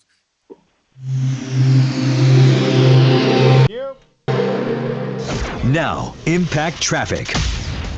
Well, for motorists that are heading west into the mountains along I-70 anyway, we've got a partial closure now at Herman Gulch, just east of the Eisenhower Tunnel. You like your 9 school? people The kids were are injured in? in a multi-car crash, actually several multi-car accidents. Georgetown heading up to the tunnels, it's still tied up pretty badly, and road conditions are a little rough up there also. Here in town, not much going on. 225 southbound just past Colfax, 6th Avenue area, got a crash. It's still kind of slowing traffic a little bit. 270 east, coming off I-76 is a little busy also. With traffic, I'm Jonathan Steele. This report is sponsored by Red Pilled America. Why is gold and silver skyrocketing? This week on Red Pilled America, we tell the story of the rise and fall of the diamond industry and why gold and silver has continued to shine for thousands of years. Listen to Red Pilled America on the iHeartRadio app. That's Red Pilled America. I get questions about Vestera Turnkey, what it is, how does it operate, where do they operate, how can I get in on it? Vestera Turnkey is a program to help you become a landlord in a great market to buy the property, rent it out, and then sell it, all within 3 years.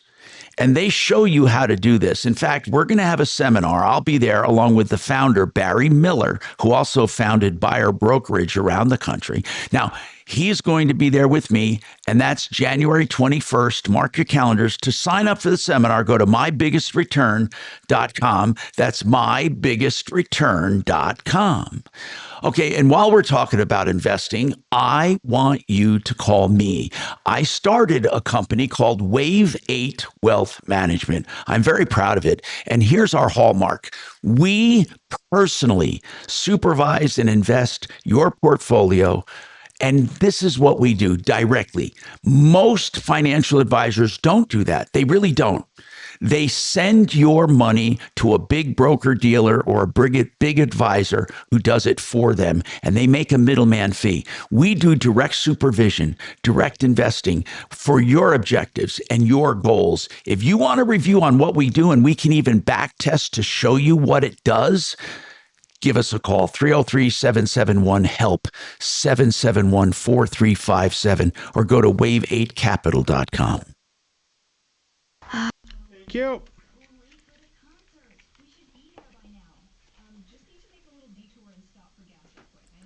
Man, this is weird. I'm just pissed. I'm sorry. I get pissed easily when it comes to this shit.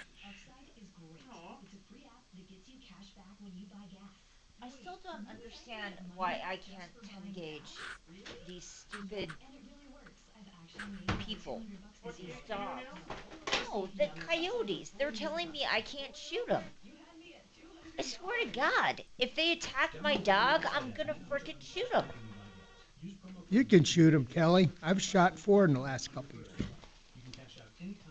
Good morning. That's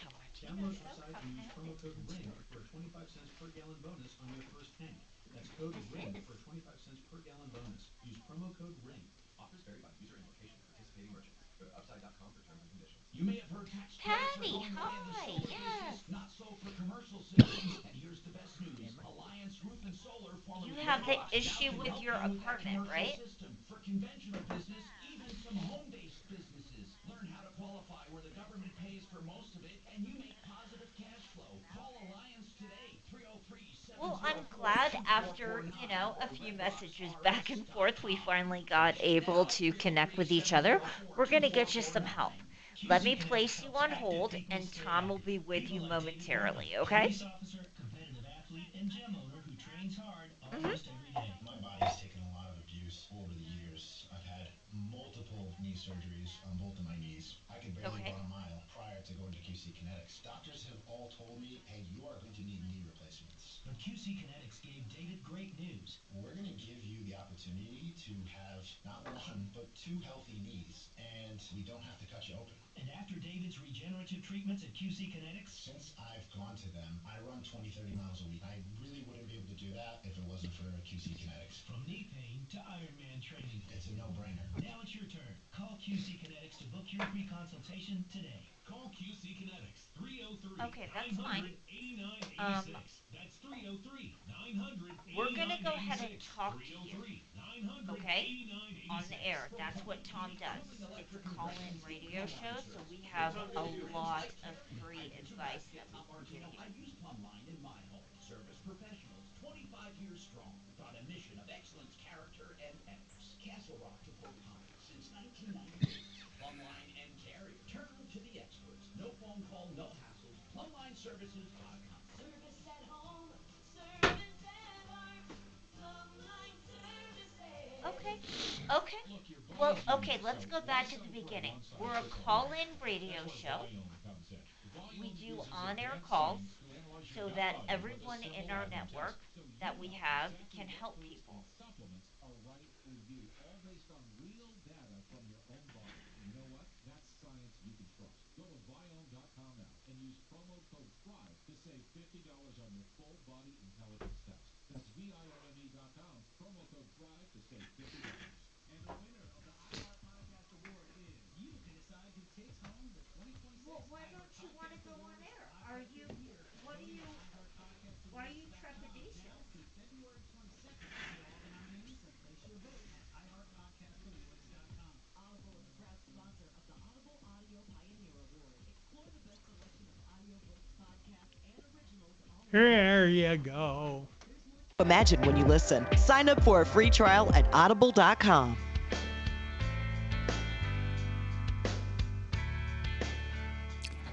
Hi, Tom Martino, your troubleshooter, 303-713-TALK, 713-8255. Not everyone agrees with me. Some people feel like maybe I'm exaggerating a bit, but on this survey, but I promise you I'm reading the survey for what it is, and it's scaring me just a little. Let's switch gears here. Dennis wants to talk about a car accident. Go ahead, Dennis. What can we do for you, sir? What's going on?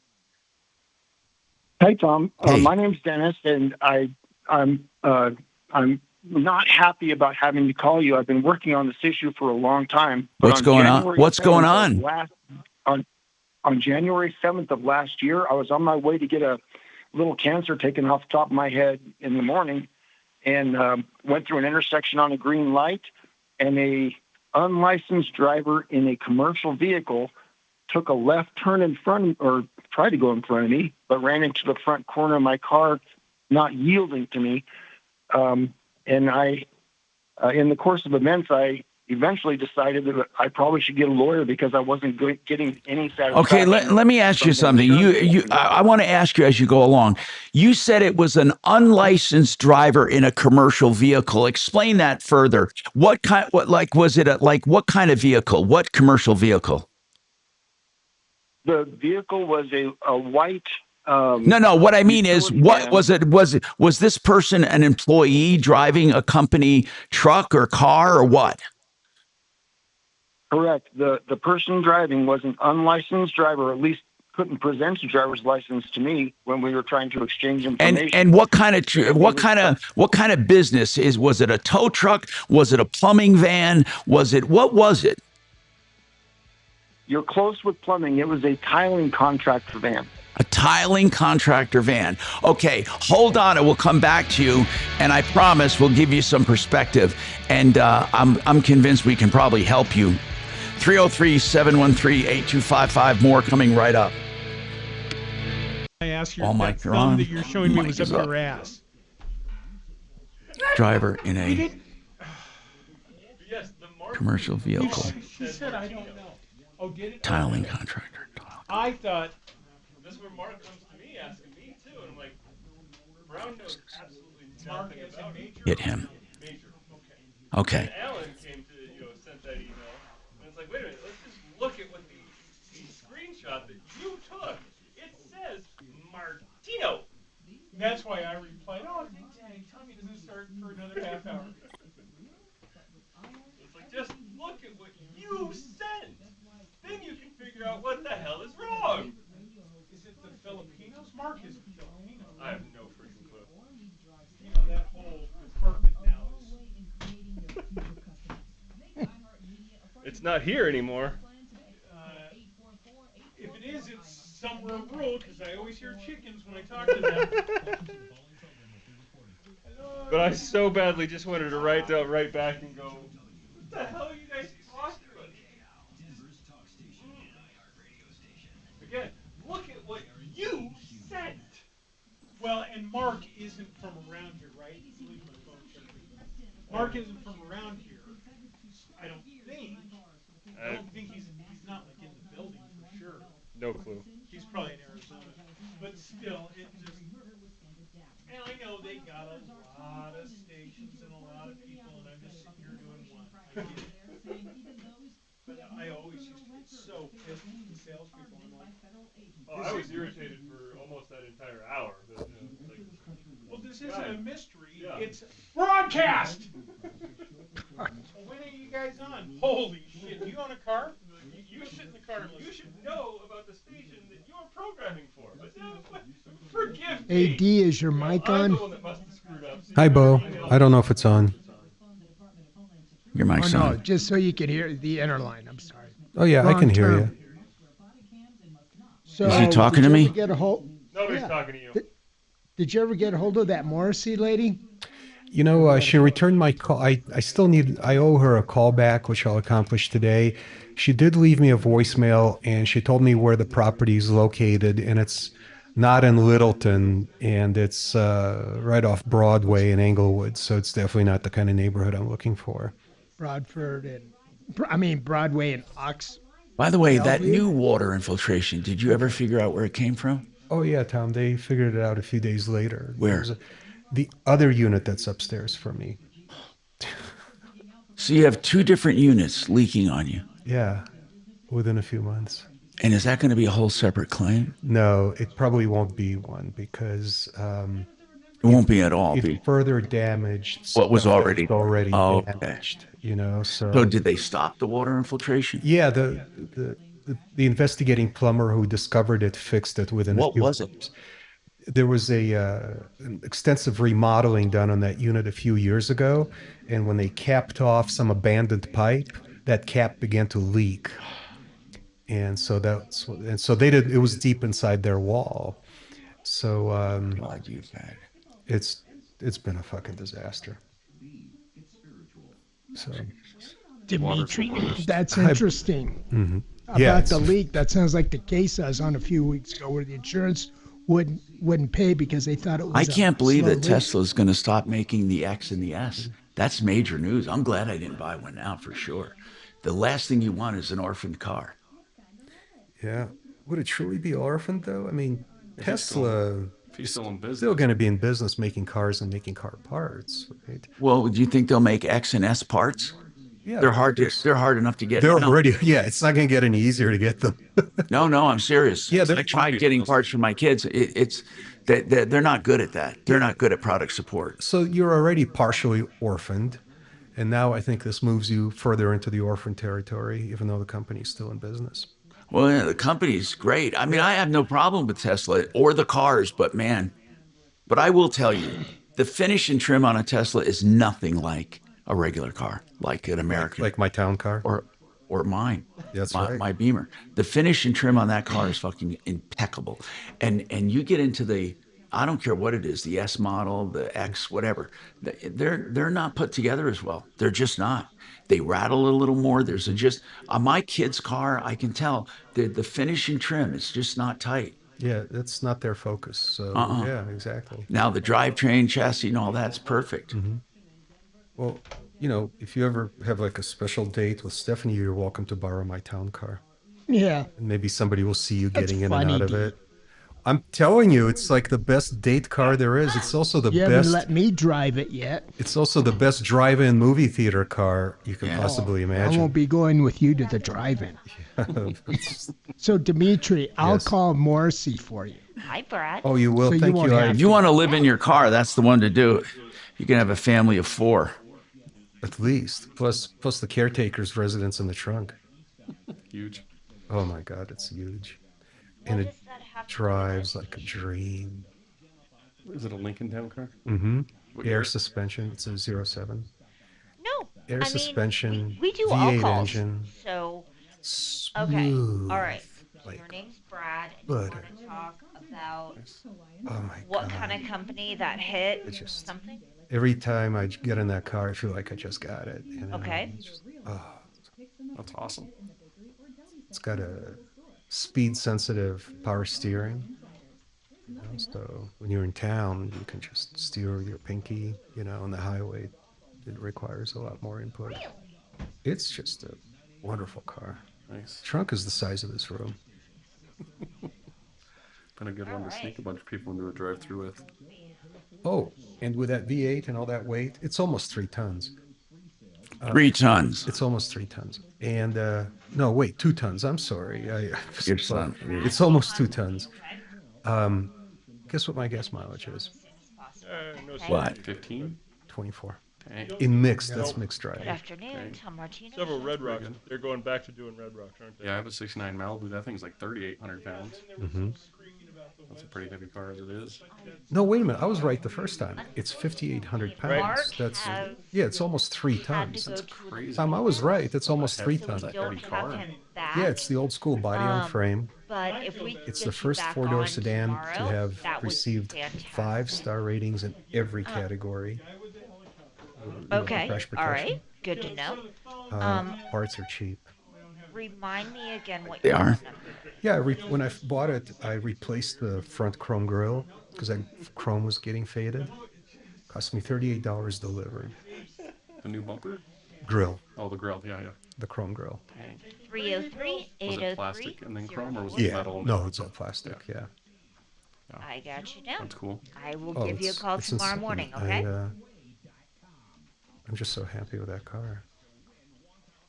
No, It's my that's second okay. car. I understand. People have My to work. 4Runner I is still my- get it. I know, that's what I have too. I love my 4Runner. Yeah. What year is your 4Runner? 08. All right, Scott. All right. Yours you is take much care. newer, I think. Okay. Mine's a 16. Yeah.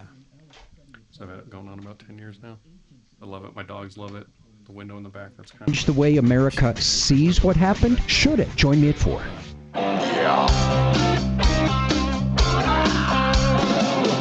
Ripped off, bad news. You need advice so you don't have to lose. We'll come running just as fast as we can. Troubleshooter's gonna help the common man. This is the Troubleshooter Show. Now, Tom Martino. Hey, Tom Martino here, solving problems, answering questions, taking complaints, and making your life just a little easier. Thank you so much for being here, and give us a call if you can. We love talking to you. I enjoy, of course, the texts and the emails I'm getting, so I do appreciate that. But we really get great results if you call 303-713-TALK, 713-8255, or 303-MARTINO, 303-627-8466. We have with us Gravina's with us today. Gravina's Window Siding and Doors, 950 West Evans, and I'll give out their contact information. You've been asking for that. Dennis has an issue with a car accident, and then Brad wants to talk about a comment on some other stuff going on. Let's first talk to Dennis. We left off with Dennis. He says on January 7th. Now, this is January 7th of 2025, I'm assuming. January 7th of last year, an unlicensed driver in a commercial vehicle, which was a tile business van, right? Right? It was a commercial van, was it, Dennis? Yes, sir. Yeah. Yes, sir. It hit you, and that's as far as we got. So what's the problem? Well, I waited to try to get satisfaction from the insurance company that had insurance on the van. Yeah. But they declined, even though I sent them a video of the collision. They turned down my claim. They declined my claim, which is both confusing and infuriating. Well, hold on a second. So hold on a I second. ended up having- What the insurance company for the tile company, they denied your claim. Yes, sir. Why? In spite of the video evidence, they said that both drivers were at fault in the collision. That's called comparative negligence. Here's what they do that a lot to try to get out of a claim. So, what did you do after they said that? After that, I decided it was time to contact a lawyer's office. Yeah, you didn't have. Yeah, that's terrible. That's going to cost you more than it's worth. What happened then? In March of last year, I contacted an attorney's office, had a great meeting, and turned over. And I had a great conversation with the lawyer that I talked to there, and I turned over my police report files that let everybody know that the other driver was completely at fault. I turned over a thumb drive. So did you actually hire an attorney? I tried to. What does that mean? I turned over all the information to them, and then they literally just never contacted me again. And it's been a year, so I. Well, Dennis, what kind of an attorney did you contact? Were you trying to get this on contingency? Because that's not going to happen. It's not a personal injury case. So, did you hire an attorney where you paid a retainer up front?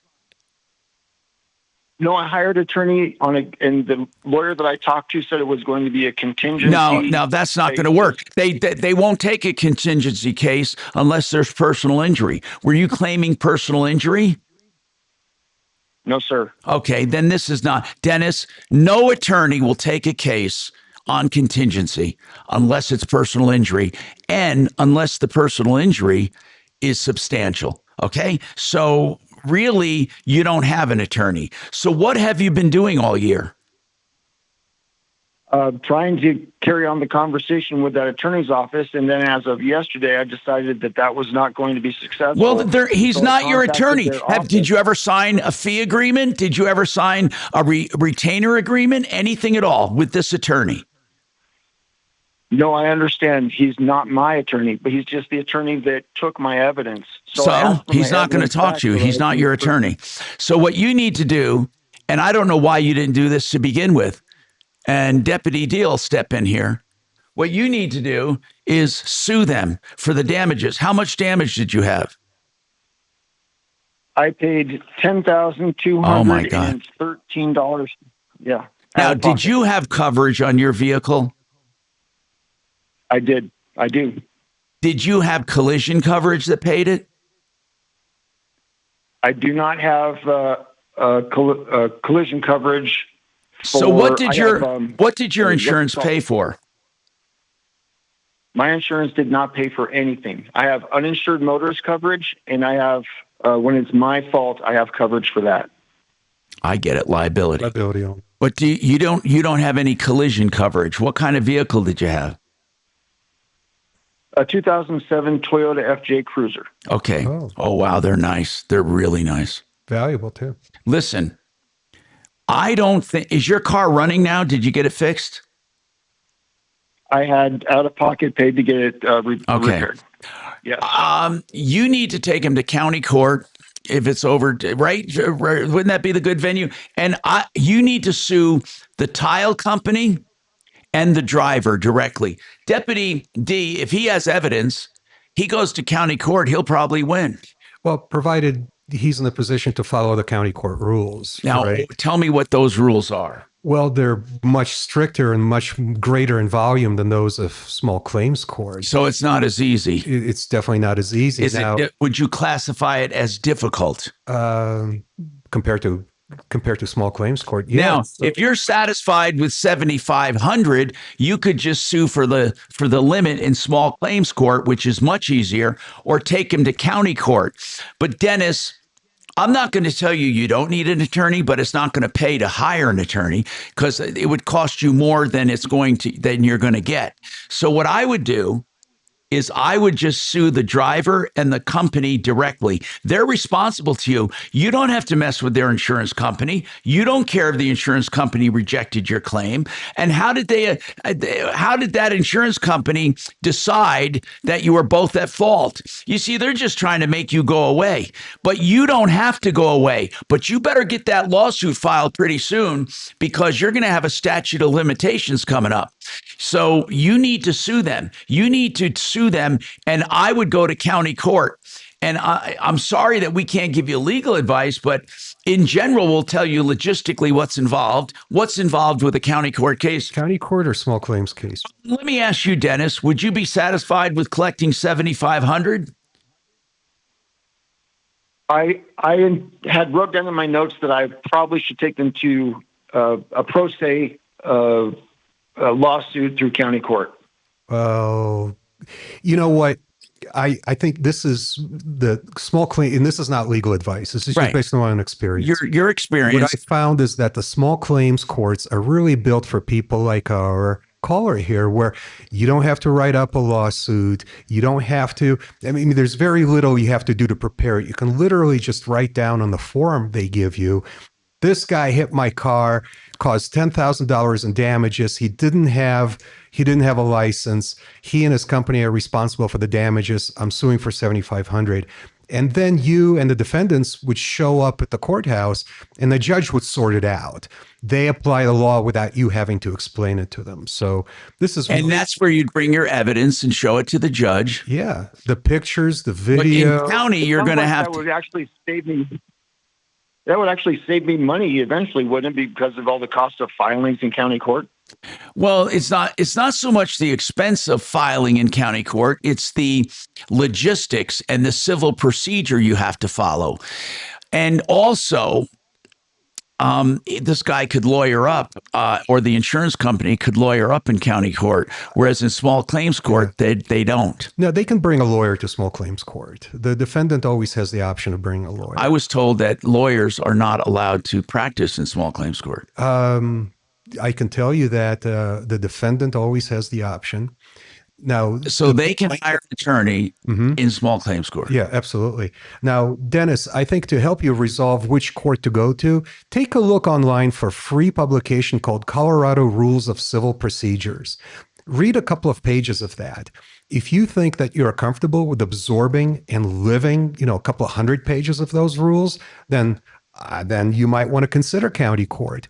But if you get a taste of CRCP, and you find it confusing, like almost all people do, then I would, if this was me in my situation, I would just be satisfied with a $7,500 limit of small claims court, because that's really made for people to show up, argue their case, and get a decision right on the spot. Now, it is possible that they'll get an attorney. That sounds very reasonable. Yeah, absolutely. I think you got nothing. Reasonable. My issue now. I'm sorry, but my issue now is that I need my evidence back from this lawyer's office, and I made an appointment for them to return that to me today. They called me today to tell me that they're not going to honor that appointment. I just want my file back. It's got the thumb drive of the video. So you need someone to call. So your attorney won't even send. You don't have copies of that evidence. You sent it all to this attorney. I physically gave the attorney the thumb drive. He requested the thumb drive so that he could review the video, and I gave him the receipt for the entire penalty that the unlicensed driver paid, which is $118.50 that he threw. He literally threw the So, receipt over his okay, shoulder hold and on. walked out of the court. I'm gonna give you someone to contact the attorney to just tell him, look, you need your stuff back. That's all you want. But Tom, it's not clear to us if they just weren't able to keep today's appointment, or does Dennis feel like they've lost his exhibits and they're putting him off? Dennis, what's actually going on? Are they just difficult to make an appointment with? Did they offer you any other options to come in and pick that stuff up? What happened during that conversation? You hit the nail directly on the head. Because I tried to keep the conversation going with them when they weren't contacting me back or returning my phone calls, they have established a habit over the course of somewhere between 12 and 20 phone calls of me calling them. Maybe we have someone call for him. I'll be happy to call. I'm just wondering if they offered you a different date to come in to pick that up. I would love to have a third party. Okay. All right. On Hold that on. line so Then that hold on. one I got to day- take this break.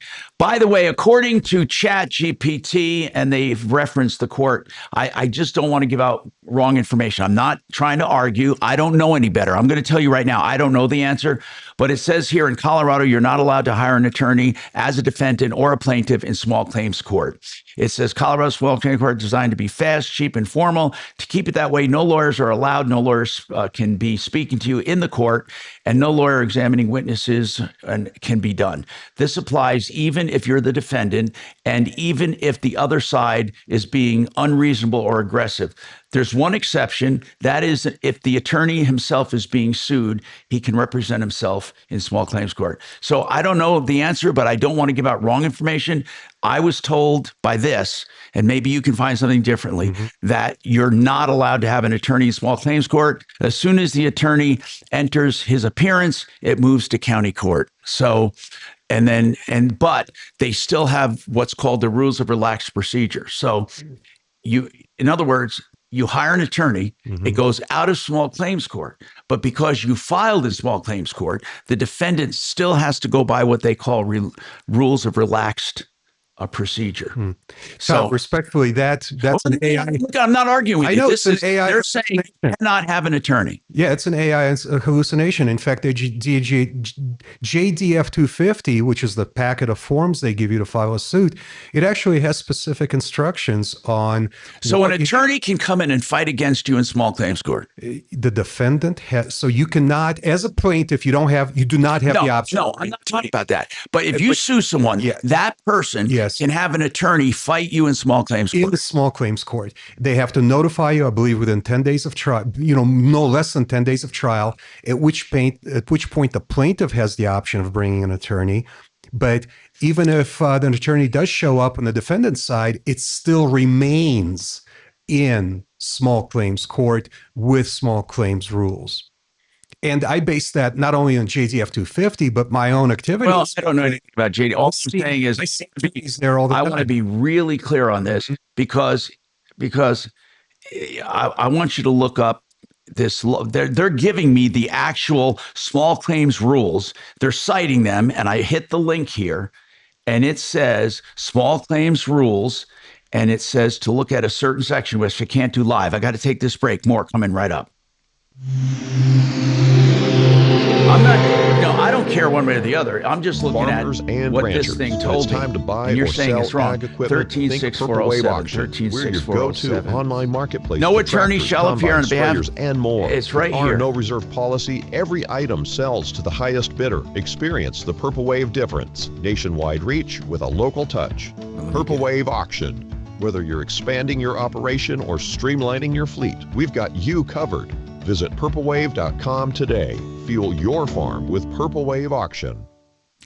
Hey, K&H Home Solutions, window siding, doors, and more. K&H has what you're looking for. Of course, they're good people. They've been around 65 years. They also have painters right now that can do your painting. K&H Painting at khwindows.com, khwindows.com for painting pros as well as their other goods and services. Again, they've been around 65 years honoring their tradition. khwindows.com. Now let's talk about Frank Duran, the realestateman.com. If you're looking for someone to represent you in a transaction for real estate, you need to call Frank. Frank is a negotiating expert. He can help you sell your home for the best price. He can help you sell it faster, and he has stats to prove it. He can also help you if you're looking to buy. So call him for a market analysis where he'll do an analysis of your home, what it will sell for, what you will net, and what you can buy. Frank Duran, therealestateman.com, 303-920-1622. Hey, Tom? Yes. Or Dimitri, what about when you sue a corporation?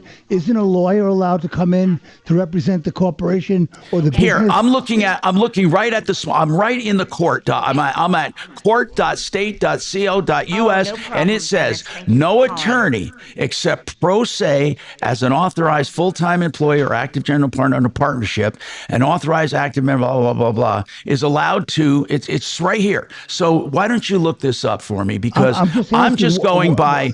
I don't give a fuck if an attorney can go to small claims court, but I'm reading the act. I'm right on their website saying no attorney can come to court.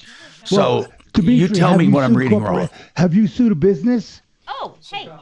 They said here, there's an exception here where it says something about being an LLC or something. I don't know. Hold on. I got sued in small claims court a couple years ago, and I brought my attorney. And when the attorney showed up, they kicked it up to county court. Yeah, that's what they do. It goes to county court with the rules of relaxed procedures.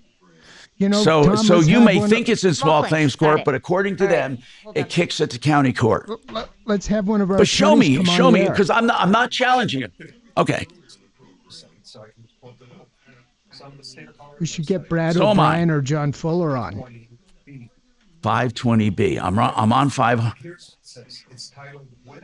I'm looking at it right now. 520. Someone sued me in small claims court, and I told them I'm bringing an attorney. Okay, I'm at 521. Hold on, 520B. When attorneys are permitted in small claims court, on the written notice of the defendant that the defendant will be represented by an attorney pursuant to forms appended to these rules, filed not less than 7 days later, the notice of representation shall be the plaintiff. Thereupon, plaintiff may also be represented by attorney. If the notice is not filed, blah, blah, blah, first scheduled trial date in small claims court, it says here, thereupon, plaintiff. If a notice is not filed, they're not allowed. Then okay, go up that same look. Look at the other section where it says no attorneys are allowed. That's what's fucking crazy. In this same document right here, look at, where is it? I just had it. It's 50. It's right in the same document. You're on the same exact document I am in. It's got 501, 502, 503. So let me see where it was, where it showed me. It told me. Well, Tom, has Dimitri ever sued a corporation or a business? Yeah, he does it all the time. Right. So who comes to defend? Who comes to court? It could be, so it depends on which court. Are you talking about small claims? Yeah. So I've sued two companies in small claims court. One was self-represented by their CFO. The other one hired an attorney who represented them in that matter. So attorneys can, if you're not suing an individual and you're suing a corporation, they can send their attorney in. Is that correct? That's only partially correct. You can sue an individual according to the rule I just read, 520B. Any defendant can hire an attorney and bring them to small claims court. So when you sue a corporation or a business, who do you name? The owner or the CEO? It says partners and partnerships and associations, the duly elected, let's see, hold on, attorney representatives. Okay, here's where it says. So I want you to look at 509, number 2. 509B2. Okay, I get it. And read it and let me know what that means. Hey, Tom? Yes. Mark has called in and he wants to have a comment on the small claims issue with the car accident case with Dennis. Okay, good. So he's on 2. He said he'll be brief. Okay. And I've already talked with Brad because that's another one you want to hear about. Okay, good. So, oh, he's talking about that traffic guy. Okay, good. Local fiduciary advisors, TrajanWealth.com. I have no idea what that means. I do. Hi, Tom Martino here, 303-713-TALK. Major Marc Mager called in. Go ahead, Mark. What's happening? So on the small claims, the defendant can actually ask the judge to bring an attorney in, and that the judge won't say no, long as it was done 7 days beforehand, and then the plaintiff can bring an attorney in as well. And that's happened to me numerous times. When you sue a big company, say like Lyft or Uber, they're not going to have a local rep to show up, so they hire outside counsel, which is really what they got to think about. Because if you're only suing somebody like that for $1,500, $2,000, they got to hire someone in Colorado to show up to small claims court. It's literally going to cost them more than that. And the same would be with the insurance company for that guy. Although he's talking $7,500, they might actually pay that for someone to show up. Plus, if there's mediation, the attorney would be involved in that as well. But it does not change the laxed rules of small claims court. Okay, thank you, Mark. Appreciate that. Appreciate it. Okay, thank you. Yeah, I was looking at ChatGPT, who says attorneys are not allowed. He's an defendant. And if you look at the rule that it sent me to is this paragraph I just had Dimitri read. And the paragraph, in my opinion, I don't know what it says, but okay, so go ahead. You're largely correct, except that the most important part of that paragraph is the last 6 words, which is except as permitted by Rule 520B. Oh, okay, that's the one you read, 520B. 520B is what I quoted to you. Then right why off the did bat. it even then I don't even understand that. So when you have an attorney come in, they don't kick it to county court. No, unless the defendant has a counterclaim against you that exceeds the jurisdiction of small claims court. And then it's going to go. Have you ever had an attorney come in and fight you in small claims court? Just defend. I've never had a counterclaim against me. With that? Yeah. I've never had a counterclaim. I've never had a defendant. No. I'm talking about when you've sued someone in small claims court, have they ever lawyered up? Yeah, one company that I sued did hire an attorney. And they showed up at small claims court? Oh, yeah, absolutely. And did you win? You know, we settled it the day before the trial. Okay. And it turned out really well for all of us. All right. 303-713-TALK, 713-8255. Brad, what are you calling about, Brad? Welcome. Hey, Tom. I'm calling about fiber optic internet. That is, everyone's going to get it. It's going to be all over the state of Colorado. I'm all for it. I love it. I'm excited about what it does. What I'm concerned about is the permits that are allowed for these companies to start putting this fiber optics into our homes.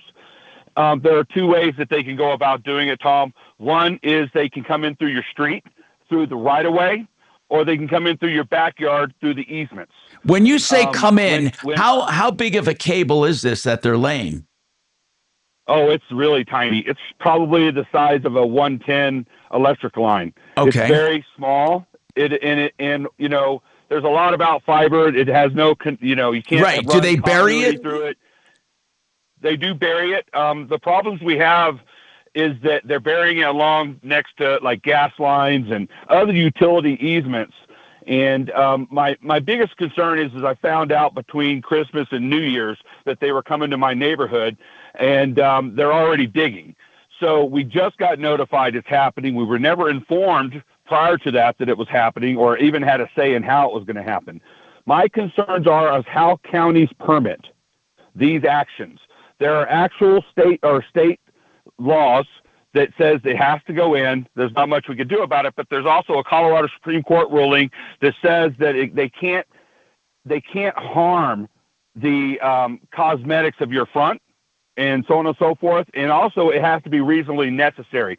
My point of contacting you today is I've had a company decide to go through our front yard, and they're putting these handholds. Yeah. And these handholds can be large, like 2 foot by 2 foot, or 1.5 foot by 2 foot, or even down to a 9-inch, what they call a flower pot.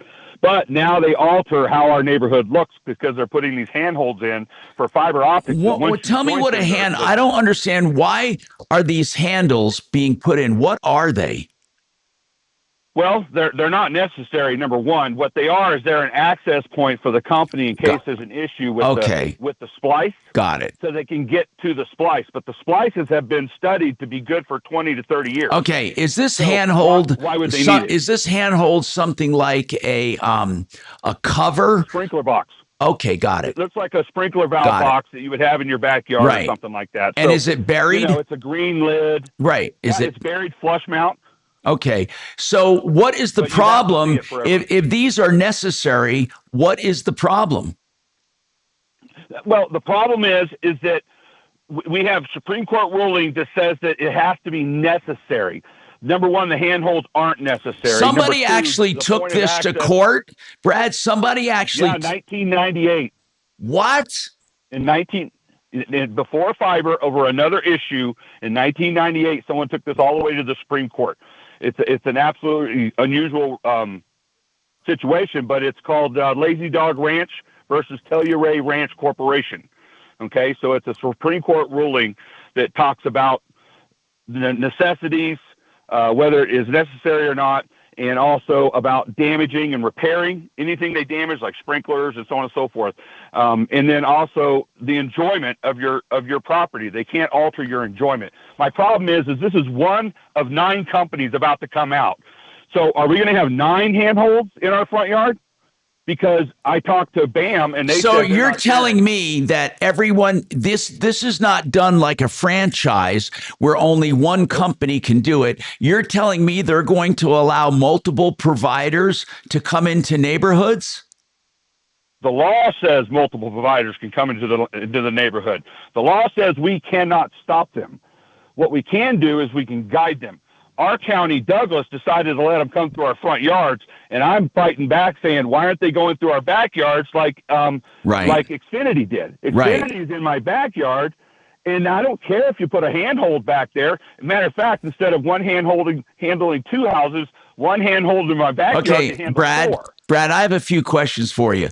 Obviously, you don't want these handholds put around all these front yards, especially yours. But what for lack of a better word, we're talking about a box. We're talking about a box, a junction box. But so you look inside it and you can see the splice, and it's flush mounted. You don't like them. So here's the deal. You're telling me that someone else complained about this years ago, and it went to the Supreme Court. And the Supreme Court said what exactly? That they could not put them in, or they had to be necessary, right? Correct. That they're allowed in under the federal law, the Telecommunications Act, which if they're necessary. Correct. And your argument is they are not necessary. Correct, because of the stability. I get it. I get what you're saying. They're not necessary because of the stability. But Brad, this is going to be the crux of the argument. BAM or any other company is going to say we need them. You're going to say they don't. You're going to have to litigate this because that wasn't covered. Under the Supreme Court, they did not define what is necessary. They just said it has to be necessary. You want to argue it's not necessary. And that's going to be a whole new case. That wasn't decided. No one decided if a fiber optic box around a splice is necessary or not. That's the crux of the issue. So they apparently feel that it's necessary.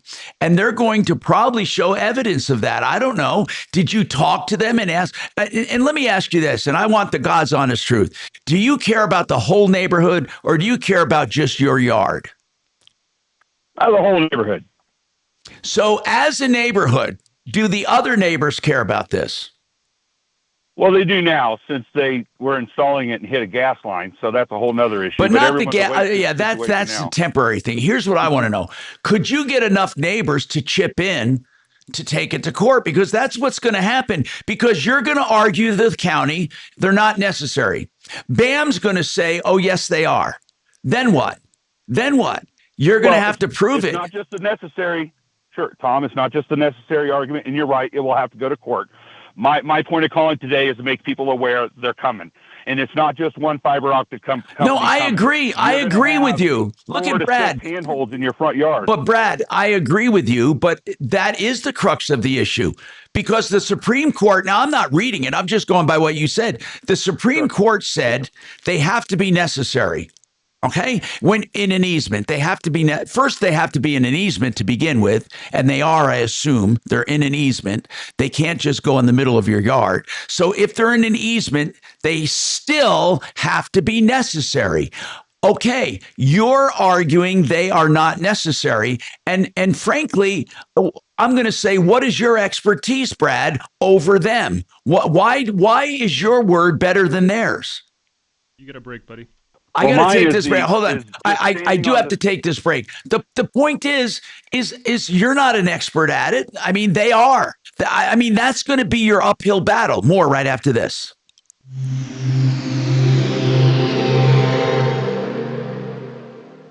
This is Denver's Talk Station with Tom Martino now. Dan Kaplis today at 4, 630 KHOW, Denver. Now, impact traffic.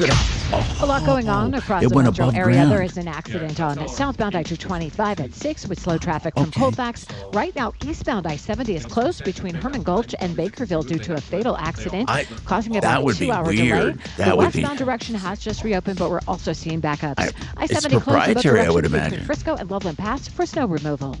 With a look at traffic, I'm Vida Urbonis. This report is sponsored by King's Hawaiian Sliders. Nothing brings friends and family together on game day like delicious King's Hawaiian Sliders. Bring them to the big game table and be the real MVP. Pick some up this weekend in the bakery or deli section of your local store. Football and King's Irresistible Hawaiian Sliders. There's nothing like it. Alliance Roof and Solar. They do commercial solar systems. What's the benefit of a commercial solar system? Well, if you have a home-based business, an agribusiness, a factory, a warehouse, an apartment house, and you do a commercial system, you can get most of it paid for through government incentives. Yes, those incentives are still in place for commercial systems.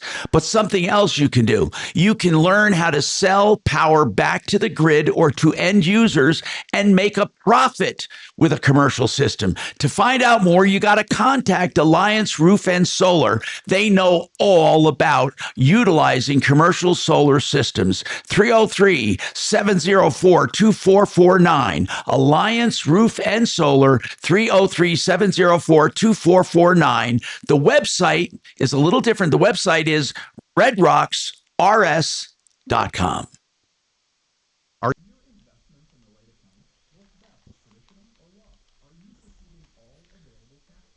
Oh.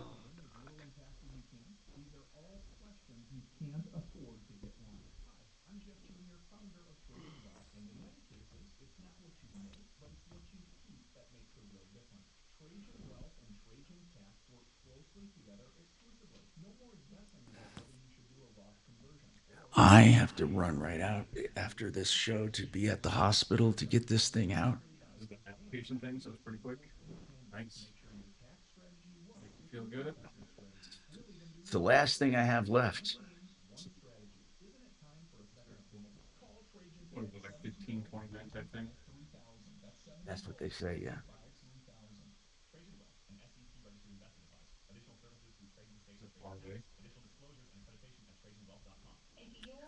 I'm sorry. It's Anschutz. Oh, not too bad. We did a window for Anschutz before. I meant February 21st. Hold on. Oh, shoot.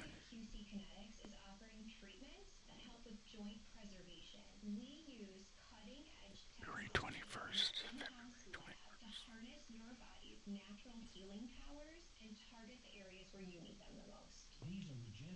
February 21st. Okay. Vestera.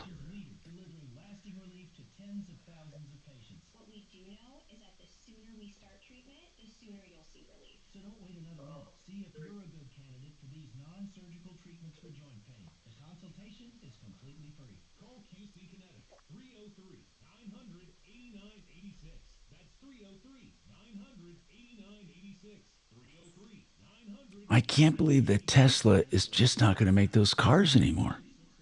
That is there. I see them all over the place. They must. You just happy to meet again? No. Just like a 3-year type thing? It's just a regular warranty, but nothing goes wrong with them. That's the thing. I mean, everything is done by software, basically. Well, Tom, maybe you'll get a good deal on it. No, I don't want one. I'm definitely not getting one now that they stopped making it. I am definitely not. I think you're going to make the same. You weren't going to buy one anyway. That's. No, I might have. I mean, I don't know. No, you would. No, you wouldn't have. Oh, you've been talking about 4 it years. For, yeah, Do you really like your Tesla? Does it really drive my Yeah. No, you were never going to do it. Tom, buy Mark's when before he trades it in. Oh, hell no. I don't buy used cars.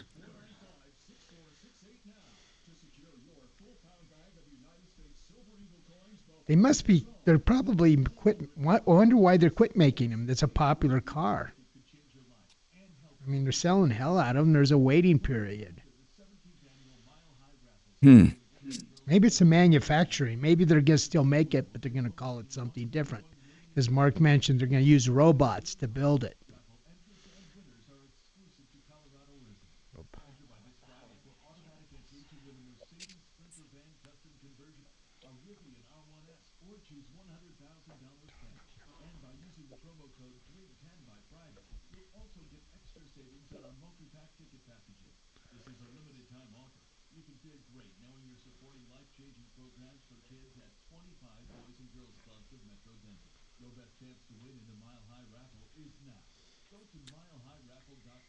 You know what? I probably need to talk to Joe Lazara.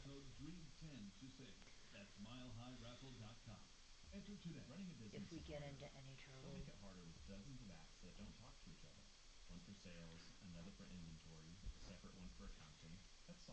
These stupid things attack my dog.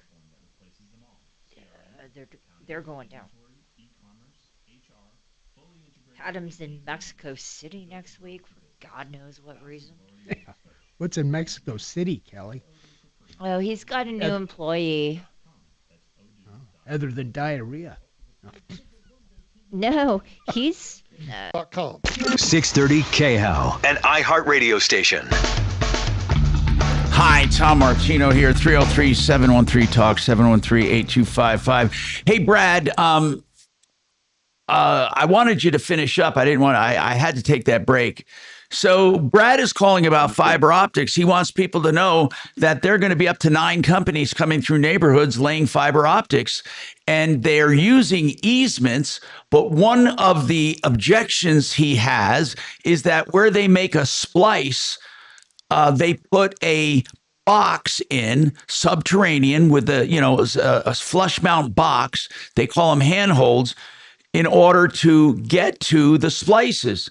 His argument is saying he doesn't want them because they are not necessary.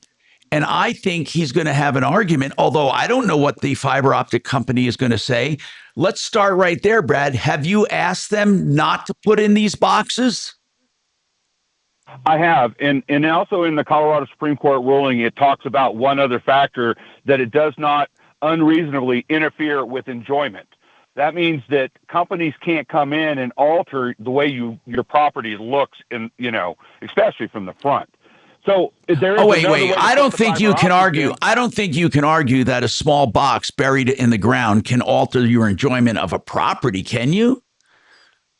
Well, 5 of them can. Yeah, you're right. When my front yard is less than 500 square feet. So are you saying, though, that each company can lay fiber across that easement, and each one of them will have a splice in your yard, or only the one you're using? Each company will have their own handhold. They will not have access, according to BAM, to that handhold. That is theirs and theirs alone. Okay, got it. So, Brad, if there's 5 companies, you're saying there's a likelihood there could be 5 boxes in each yard. But what is the purpose of the splice? Isn't that to go to your house? So wouldn't it be logical that the only time there would be a box is if they're using that particular company's fiber? Well, as the federal law states, well, obviously, as I told you before, we can't stop them from coming. So they're coming. Now, the question is what will the county allow? Right. And what will they not allow? Right. This is why I called your station. No, right. Because it's like a PSA for people to pay attention. Right. Because we are about to alter our landscape in these neighborhoods all across the state of Colorado, because the county commissioners and those offices under them control how it looks like. That's permitting, that's right. development and review. And if we don't get in front of them and ask questions about why is this not in our backyard and not in our front yard, that is my Yeah, Brad, that seems logical to me. That seems logical to me. Why are they not going in the backyards? That's simple. There's no gas back there. There's no other utilities other than telephone and cable. That's all that's in our backyards. And I mean, different neighborhoods may be different, but that's what I'm situated with. All right, but what I'm So asking, that's why I wanted to call your store. Yeah. No. Did you ask BAM why they are not using backyards? They said it cost too much money. And I said, it's too dangerous to do it in the front. I said, I want copies of your COI. I want to know who the contractors are. I want to know how they're trained. And this was back at the first of the year. And they never got back with me on any of that. And then sure enough, in front of my house of all places, they hit a gas line with their trencher, or a worker hit it. I don't know how it happened yet. It's still under investigation. But we all had to be evacuated. I mean, there was gas so toxic. So listen, do you that's think, a whole nother issue. Let me ask you this. Do you think the county, you're in Douglas County, do you think they have the power to stop this? Not stop it, guide it. We're not trying to stop fiber optic. We actually want it. What I want responsible control of how it is done. Yes. And I feel like because the citizens were never informed that it was coming, we never got any input. And so all these people in these offices paid by your tax dollars are deciding how it's going to look for you. And then they're being beat over the head by BAM and different companies like Google saying, we have federal law, you can't tell us what to do. But actually they can. And they do have guidance on how it looks and how they go in. The county could say, in their permit, you're not going through the front yards. You can either put it in the street, you could put it in the sidewalk, or you could put it in the backyard. Those are your three options. We're not stopping you. We're just telling you that's where you can put it. And that's not what's happening. Do you think, well, don't you think that's the easiest route rather than a lawsuit, is to have the county impose restrictions? I think it's the only route. The lawsuits will no one will win it. The companies have too much money, too many lawyers, and they're set up to fight. They've been fighting these things all over. The only thing we have control of is our elected officials and how their offices All right. function. So has I am anyone talking to your station about asked the commissioners to impose restrictions? Yes, I have personally. What did they say? Did you do it at a county meeting, a commissioner meeting? I had personal conversations, because I have personal connections with my elected officials here in Douglas County. Okay. And I just explained and I did have an email blast that's horrible, that I sent out. But what to all did, three Brad, of them so what did knew they what was going say on. at the idea of imposing certain restrictions? What did they say? They're going to be affected They're too. not against it. They're not against it. I even talked to the county attorney. All right, we got a break, buddy. All right, hold on. I got to take. I got Brad. I'm sorry. I got to take another break. I have to understand that it's in the county's hands. Hold on.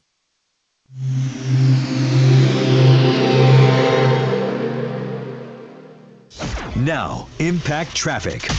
A lot going on across the metro area. There is an accident on southbound I-225 at 6 with slow traffic from Colfax. Right now, eastbound I-70 is closed between Herman Gulch and Bakerville due to a fatal accident, causing about a 2-hour delay.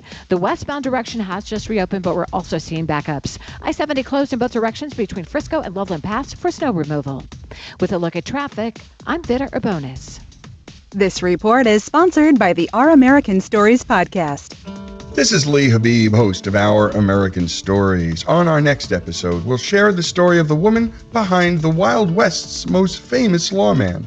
You won't want to miss the next episode of Our American Stories. Sheridan Auto Tech is a repair facility I recommend to all my friends and family. Whether your car's under warranty or not, whether it's new or used, Sheridan Auto Tech has everything you want in a repair facility. They have longevity, they have value, they have convenience, they have also the longevity 20 years. They treat their customers like their customers just like family. That's why I call them Uncle Kevin. And listen to this: pre-buy inspections on used cars, they can do it. They even do electrical issues. So if you want reliable, honest, and value in your auto repairs, SheridanAutotech.com, 303-455-7242.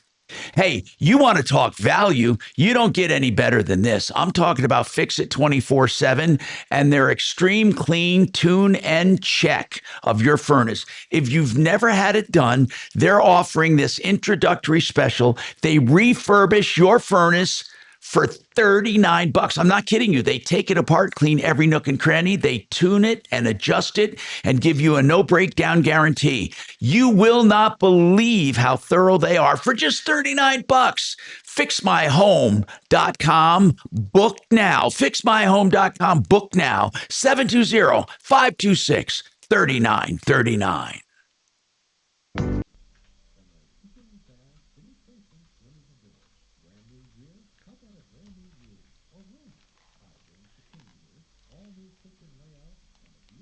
Dimitri, we got that. We got that guy here. See? Dennis.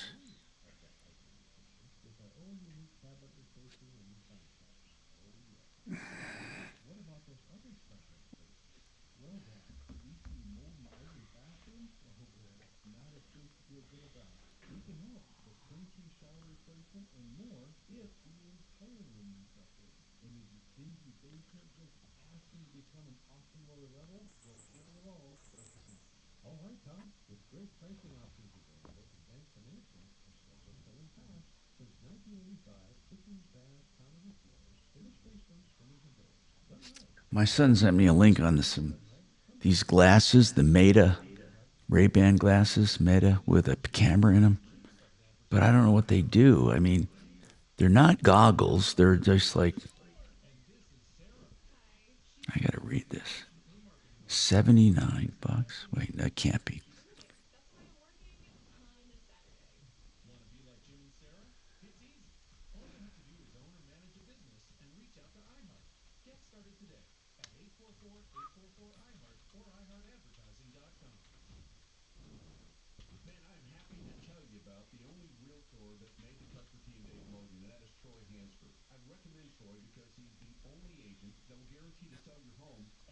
The glasses themselves, the first challenge is getting them out.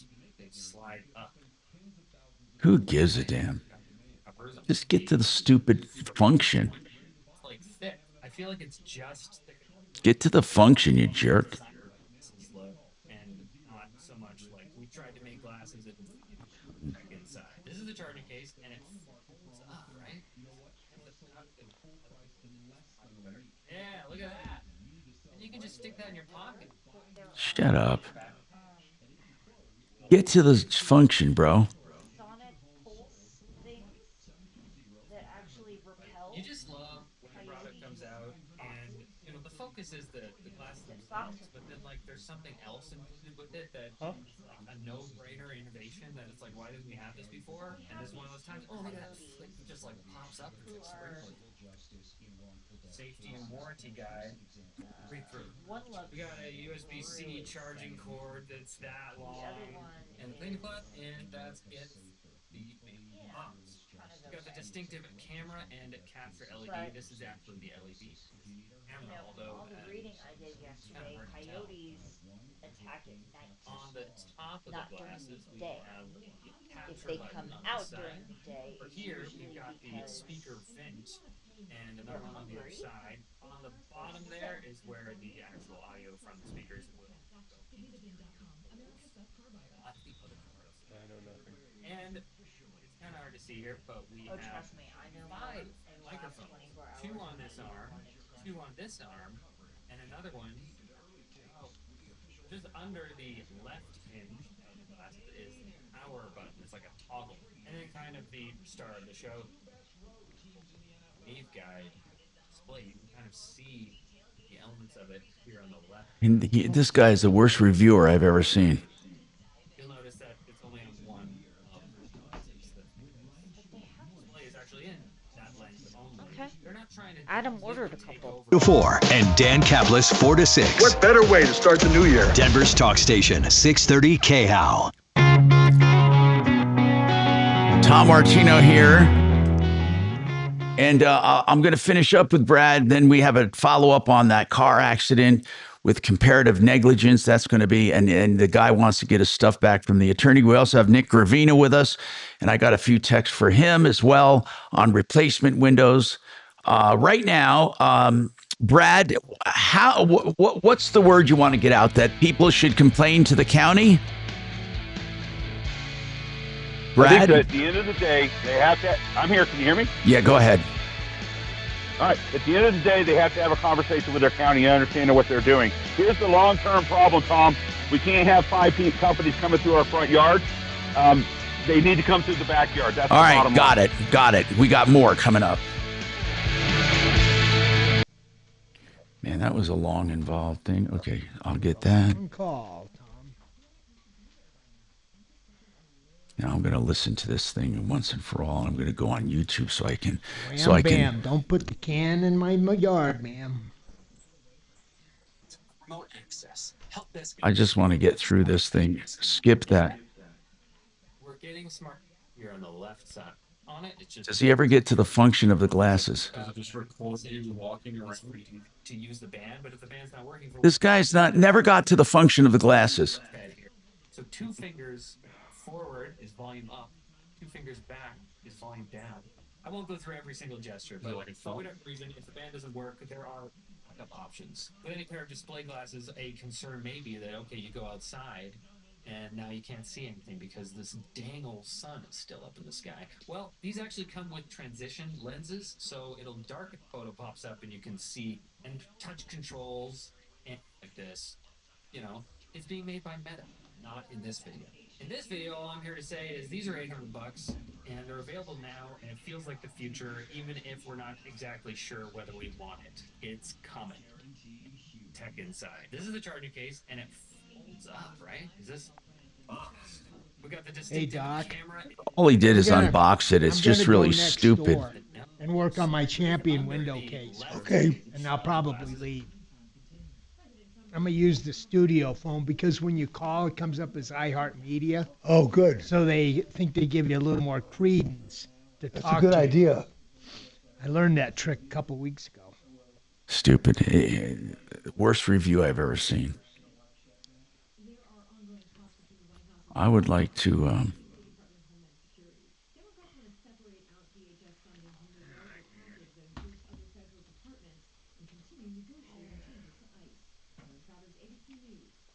you gonna do this weekend?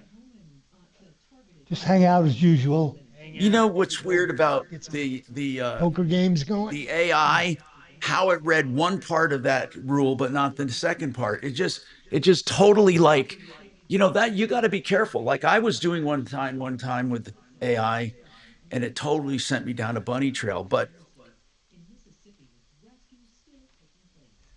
it mostly serves me. I mean, have you used AI? Yeah. And stuff, but it's not, you know, you can't use it as, you know. You can't always use. That's for damn sure. You can get in trouble, right?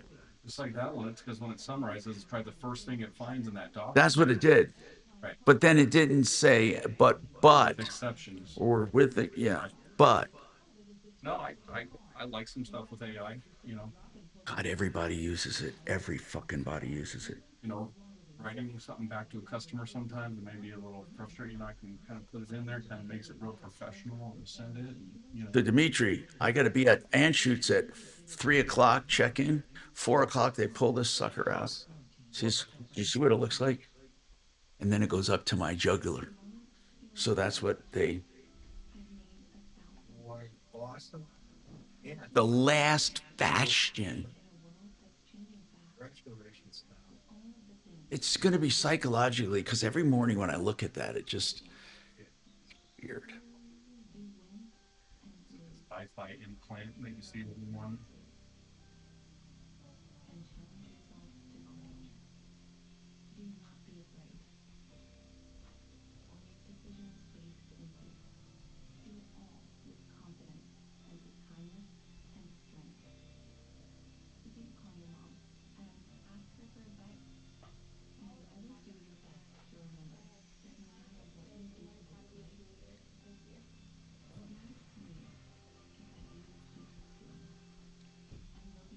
I don't. So that guy's talking about these, like, it's like they're like sprinkler boxes, but he's right. If 5 different companies go in and have 5 of them across your front yard, that's a little unreasonable.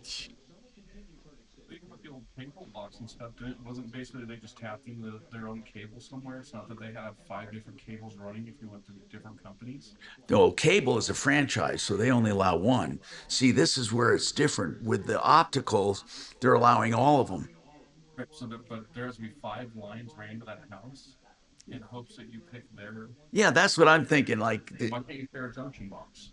Yeah, well, BAM said they won't do it, and so fiber optic. How is that going to improve the internet pipeline? Is that going to be that much different than what I have right now? Well, it's much faster, Tom, and it can carry more data because you can have multiple lines going through one internet, one optic cable. I wonder how much faster it is. I don't know. I'll check it. I have optical in mine. I have when they built the development, it's brand new, so they put in fiber optics. It doesn't seem faster. I think it takes more stuff. Like if you had tons of people on at once. Or do you have it Yeah. at your house? Yeah. Okay. I mean, I already kind of had fast anyway. I didn't notice a noticeable thing, but again, I think I never have anything where I notice any speed problems at all. I mean, I think over business and have like say huge 60, 80 CPUs, maybe more, hooked up to it. I'm sure that's where you would notice the lag. But for my kids being on their phones and video games, and my wife and I are on, streaming and computers. I mean, we don't see really any problem with it, but we didn't have that much problem before. But it does ping pretty high, though. Good afternoon, Tom Martino Show.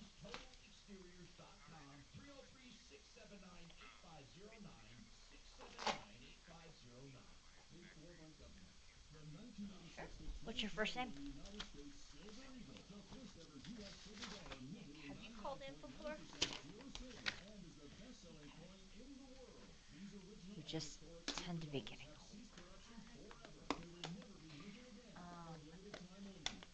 old. All right, hang on for me, okay? We'll be with you as soon as possible.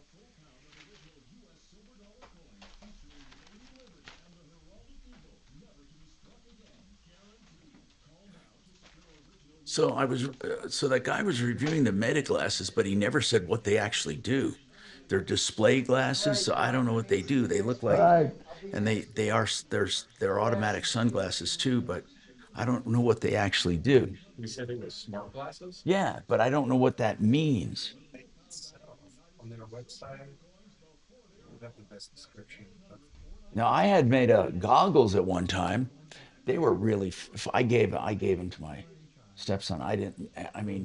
But they were cool. But there's only so much you can do.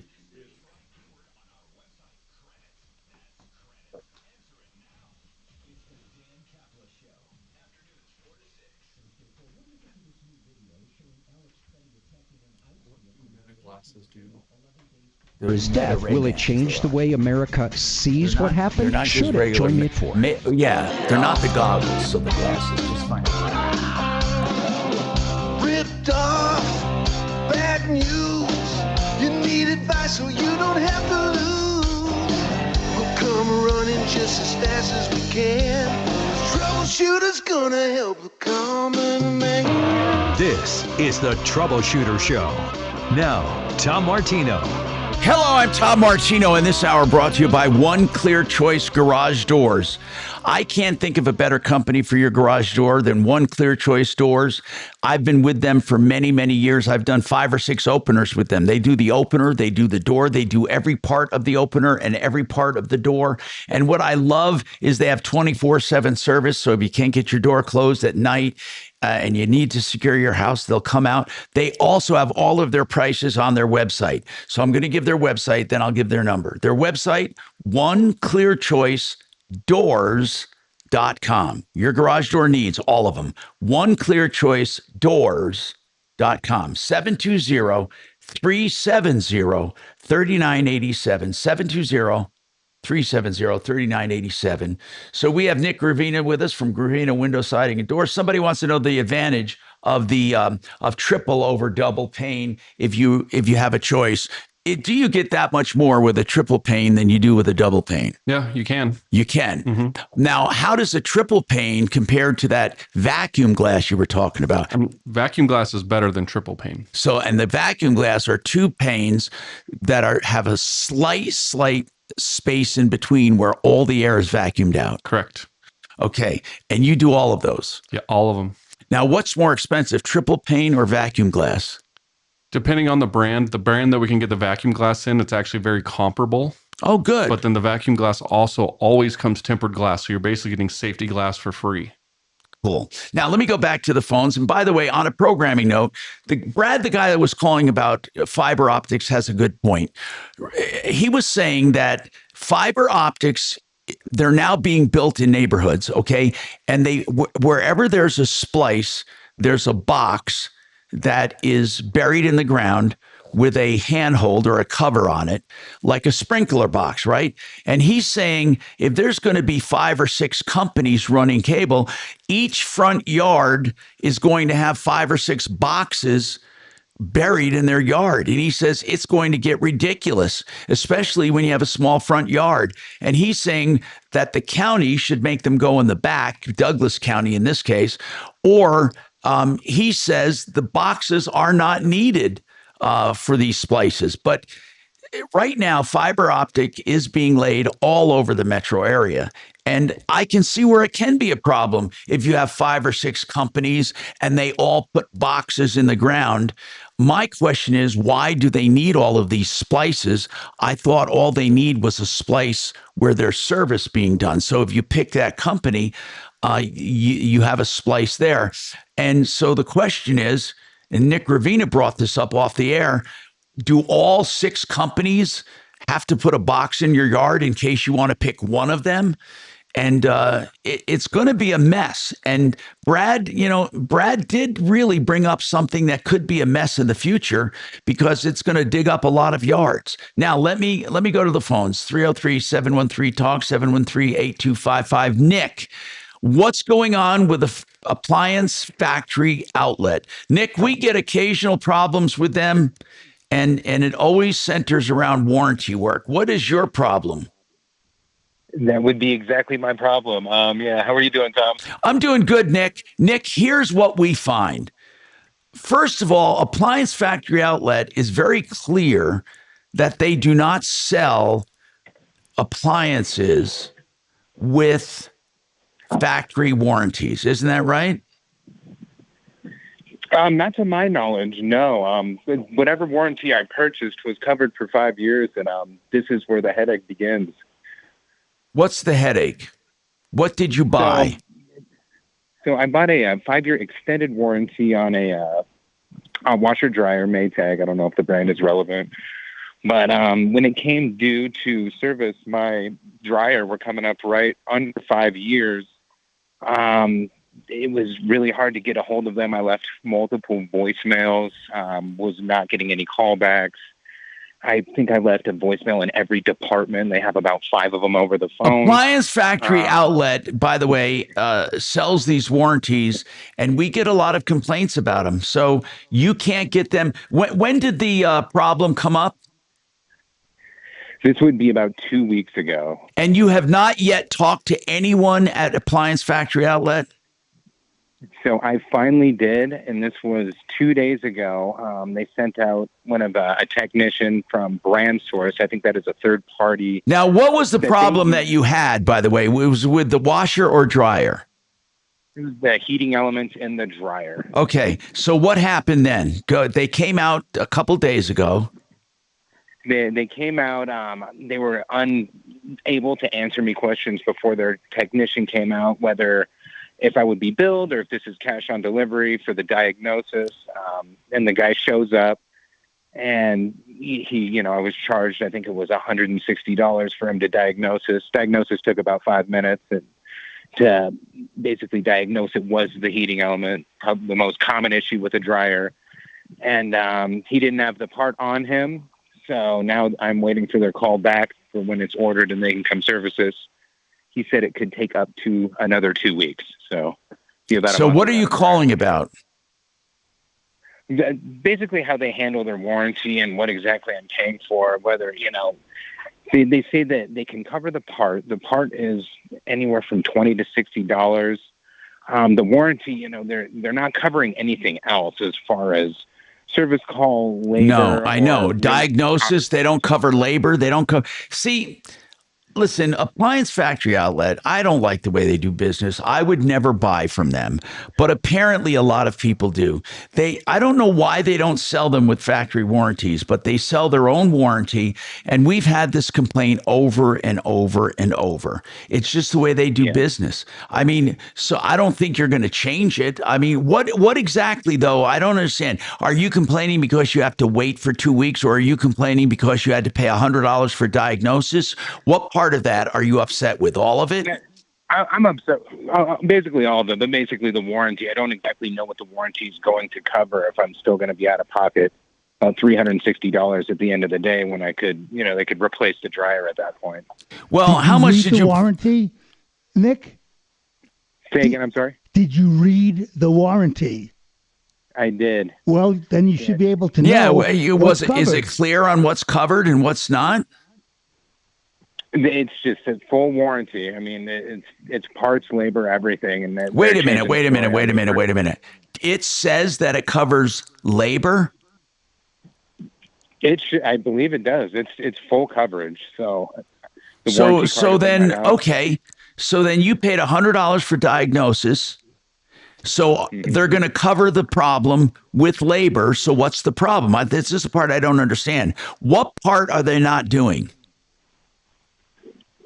I think that for warranty, and to my understanding, I feel like they should cover all of it. I don't know well, what do you mean? That's what I'm asking you. What are they not covering? You didn't tell me. What are they not covering?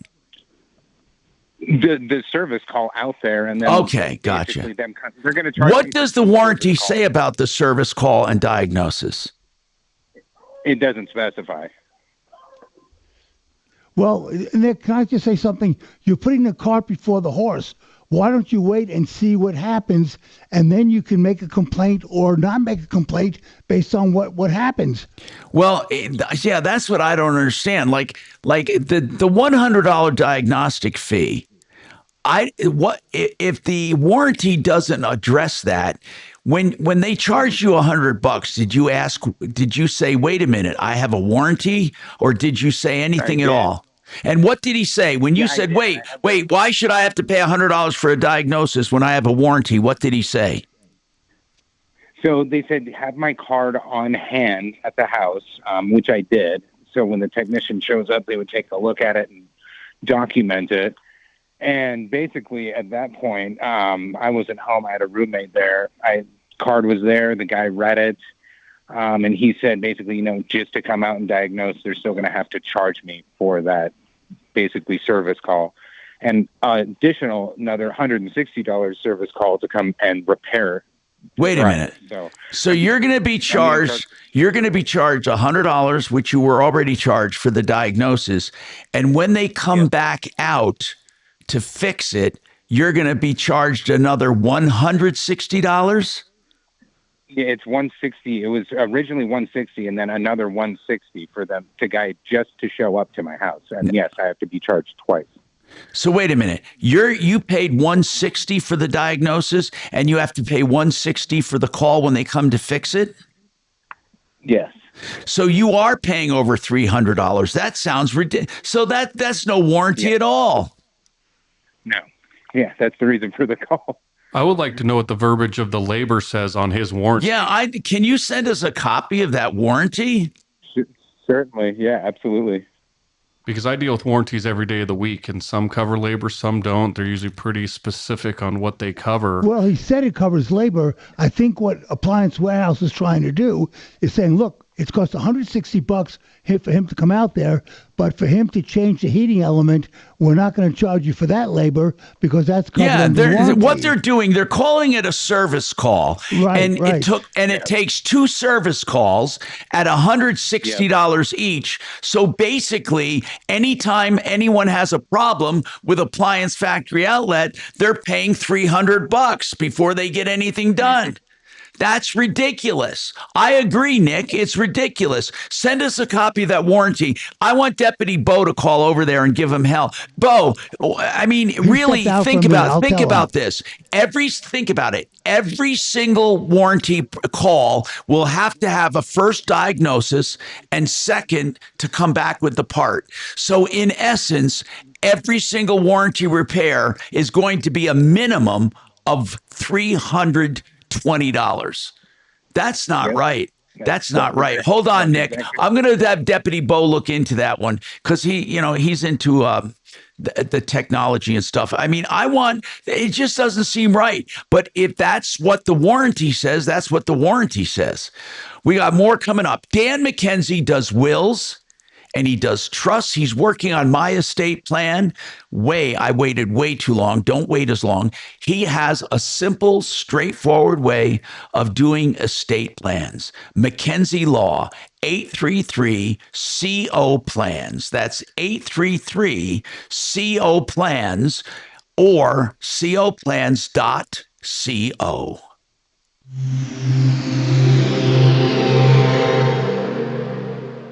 This President's Day, Pure Talk is honoring Jackson and Lincoln by offering unlimited talk, text, and plenty of data for just $25 a month. Meanwhile, Big Wireless is honoring Ben Franklin by charging families hundreds of dollars for the same 5G coverage. What? Franklin wasn't even a president. Hang on to those Benjamins. Dial pound 250, say Mike Rowe, and save 50% off your first month. That's pound 250, Mike Rowe, to switch to an American wireless company that's truly unprecedented. Pure Talk. Joe Lazara is a criminal defense attorney, and here's how he operates. You call him, he gives you free legal advice up front, and if you decide to hire him, then it's flat rate pricing. 303-429-6200. Joe Chiano, a lot of folks listening right now are getting close to retirement, and they all have the same question. Will my savings actually last as long as I do? With markets up and down and costs going up, it's a real worry. What do you hear from people? Well, Mark, we hear that every single day. You see, people like you and I work really hard. We save money. We try to invest it. But then they're asking the question, is my money going to last as long as I will?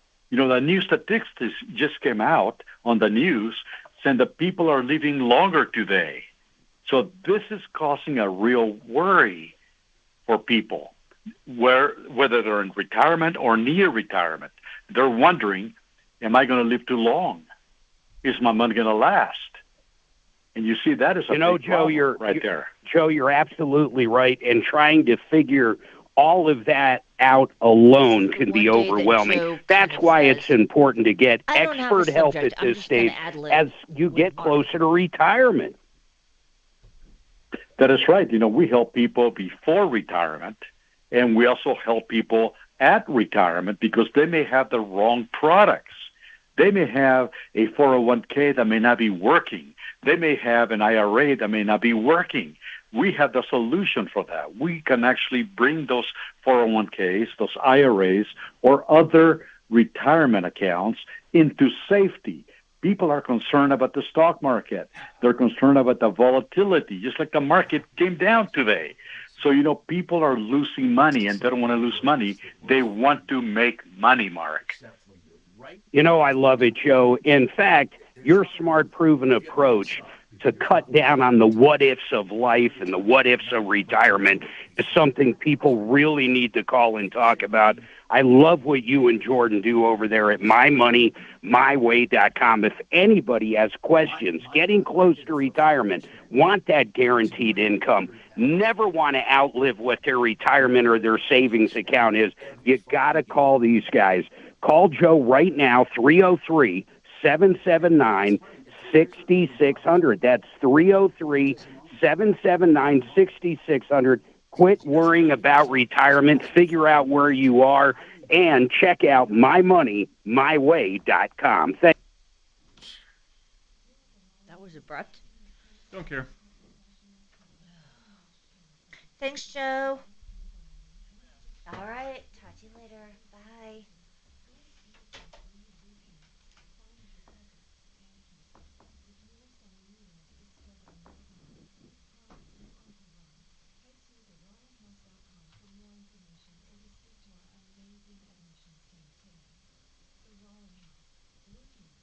For plumbing, heating, cooling, electric, and drains, think Plumbline Service. With quality brands like Carrier. I'm consumer advocate Tom Martino. I use Plumbline in my home. Service professionals, 25 years strong. Brought a mission of excellence, character, and ethics. Castle Rock to Fort Collins since 1998. Plumbline and Carrier. Turn to the experts. No phone call, no hassle. PlumblineServices.com. Service at home. Service at art. Plumbline Services. Oh, hello. It's me, the calculator that lives inside the tax layer. I love numbers. Like 100, as in 100%, as in tax layer's 100% accuracy. Guaranteed. And zero, as in $0. As in it costs $0 to file and get the refund you deserve. Tax layer Simply Free, if you qualify.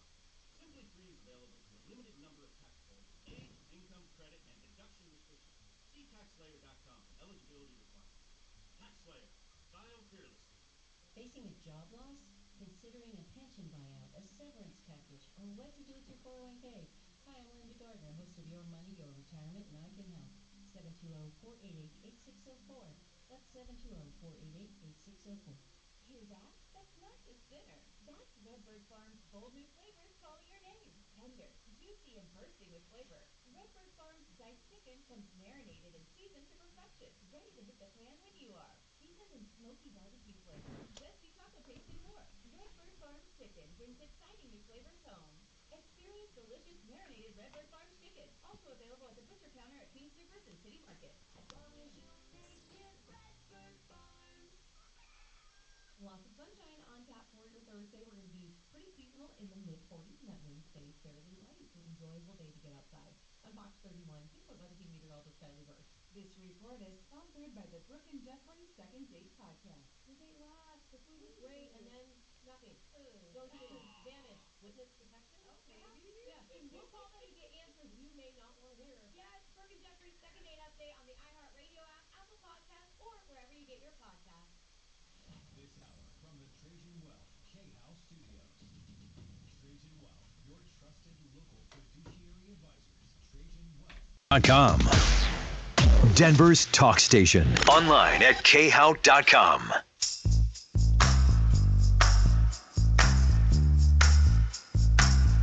Hi, Tom Martino here. What's going on? 303-713-TALK, 713-8255. Earlier, Dennis called the show, and he says on January 7th, an unlicensed driver in a commercial vehicle for a tile business hit him. The insurance carrier for the tile business denied his claim. He then hired an attorney who ghosted him.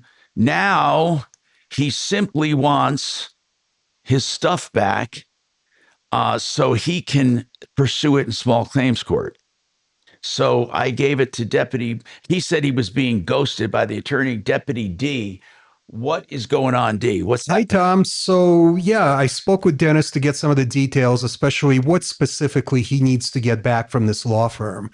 and got that information. I called the law firm, spoke with a very nice front desk lady who assured me that she now has Dennis's file right on her desk. Good. And she verified for me that there's a thumb drive there and that other document that Dennis wanted to retrieve. And she said that Dennis is welcome to come by anytime he wants to, and his file will be at the front desk waiting for him. Oh, wow. That is very cool. It calls for my dinger. I don't know why I don't have my dinger ready. Thank so you. Really, so you talk to a paralegal or the assistant, or do you know who? Well, I don't know what her title is, but she's the one that answered the phone. Okay. She works at the front desk. And she even volunteered to call Dennis at the conclusion of our conversation just to kind of let him know that we spoke and his file is ready to be picked up. Okay, that's cool. Okay, so he can pick it up. Okay, 303-713-8255. Let's go back to, another topic. We have window siding and doors with us. I have with me Nick Gravina from Gravina's Window Siding and Doors. I asked about the triple pane. When your glass fogs up or looks milky, what does that mean? And what basically does that mean? Well, the seal between the two panes or three panes has gone bad, and you need to replace the pane or the windows. Now, can you replace the pane without doing the whole window frame and all of that? Most windows, yes. Really? So even if, do you have to find the same brand to do that? Or do they make generic ones that can go in there? Yeah, there's companies in town that make them, but you have to have a person that knows how to take it out correctly, get the correct depth. So it's not all boogered up. Right, and then you don't really get a warranty. Is it better to just replace the whole window, do you think? I personally think it is, because you kind of get a start over there. What causes failure like that? Just it depends on how good the seal is made at the factory. Most of them are done pretty well, but just like anything, there's elements of, failure, Okay, we just had this call about appliance factory outlets. So I want to ask, do most window warranties cover labor? Not really, no. No. There's some out there. I mean, So if the window fails, the labor to take it out, put a new one in, the window itself might be covered, but you have to pay the labor. Correct. So we cover labor for 2 years, kind of regardless. As a company. Oh, Okay, that's good to know. So if anything happens in the first 2 years, we're kind of there for you. But that's usually when an installation issue will come up. Is the first an installation, right? Right. And then, but like we get calls from right now, we'll get a call from 1998 saying, "Hey, we have a seal failure." We'll call the manufacturer, try to get a new unit, go out there, charge them a service fee, switch it out. So that lifetime warranty means something. Is if the company's still around, and we help out people a lot of times, and a lot of times, all the parts and glass are free. It's usually just labor at that point. This person lives near Noisy Road. Can windows reduce noise? New windows? They can. Yep. What kind of window is best for reducing noise? So it's the glass makeup on how thick the different panels are. So they don't have a soundproof window, but they do have, how does that new vacuum pane work? Does that reduce noise? I'm not sure what the STC ratings or the OITC ratings are on that yet. That's not one thing that I've looked into. But it is about the depth between the glass and you want to have different thicknesses of glass, and they all break up sound in different ways. So more panes, different thicknesses, and the biggest gap you can do is the best thing you can do for sound. Someone wants to know if they're doing a new home, custom homes. Do you do windows for custom homes or only for replacement windows? Yeah, we'll do new. You do new construction? Yep. Okay, not like track homes. It's somebody building a custom home. Yep, I got a couple of those right now. Oh, very cool. 303-713-TALK, 713-8255 is our number. And I urge you to call with any problems, questions, or complaints, especially if it's about the outside of your house, window siding and doors.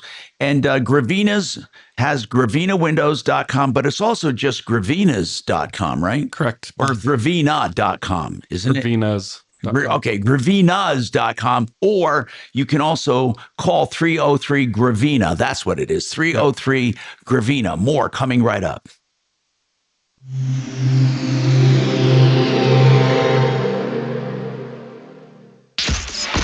KRFX HD2 Denver.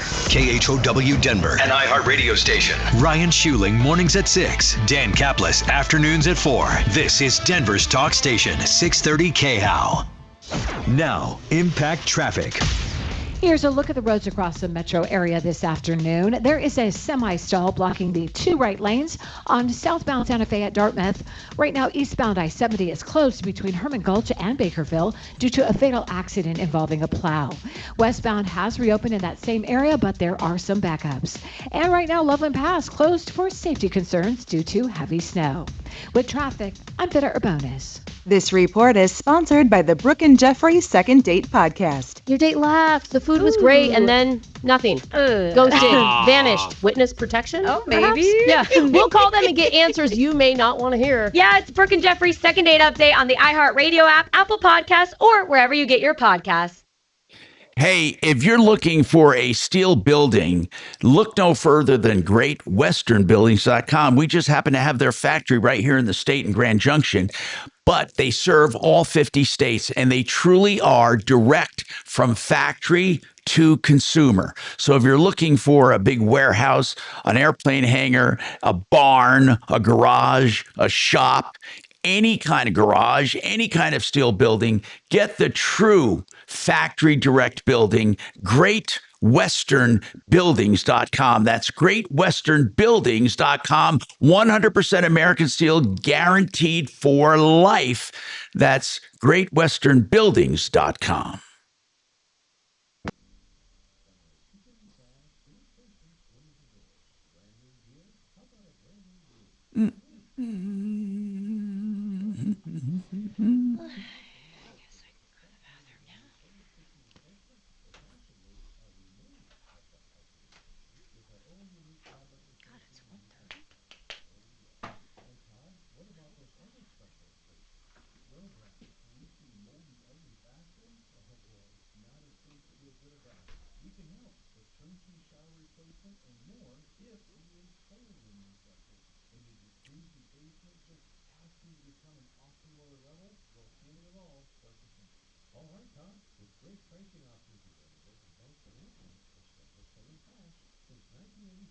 Okay, let me get to these.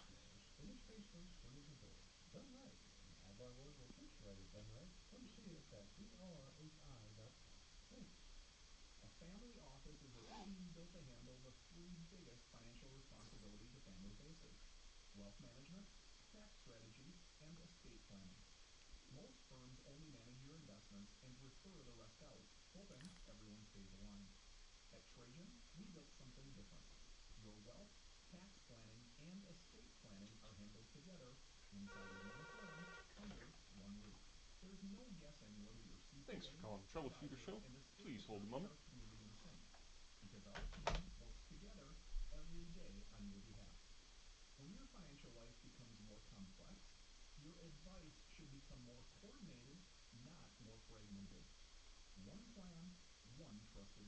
Can't wait to get on this.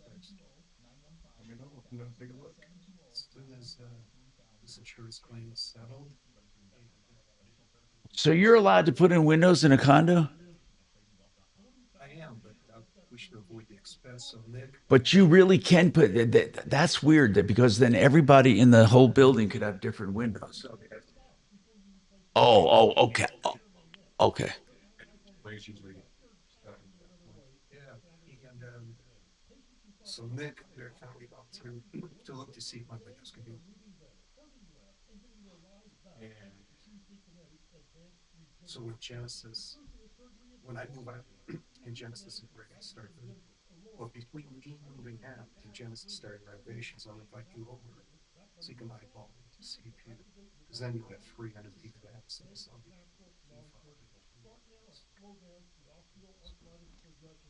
You know, I think you don't repair one. Oh, I know. Okay. I mean, I'll tell you what I think. Oh, okay. Maybe you could sell me just the internal sliding. Just as that. Was that my fault? That slides up in there? Well, I think a frame right with the sash. Yeah, so the sash has gaps between the window frame and the sash. And it's not clear to me if it's because sash frames like the frames.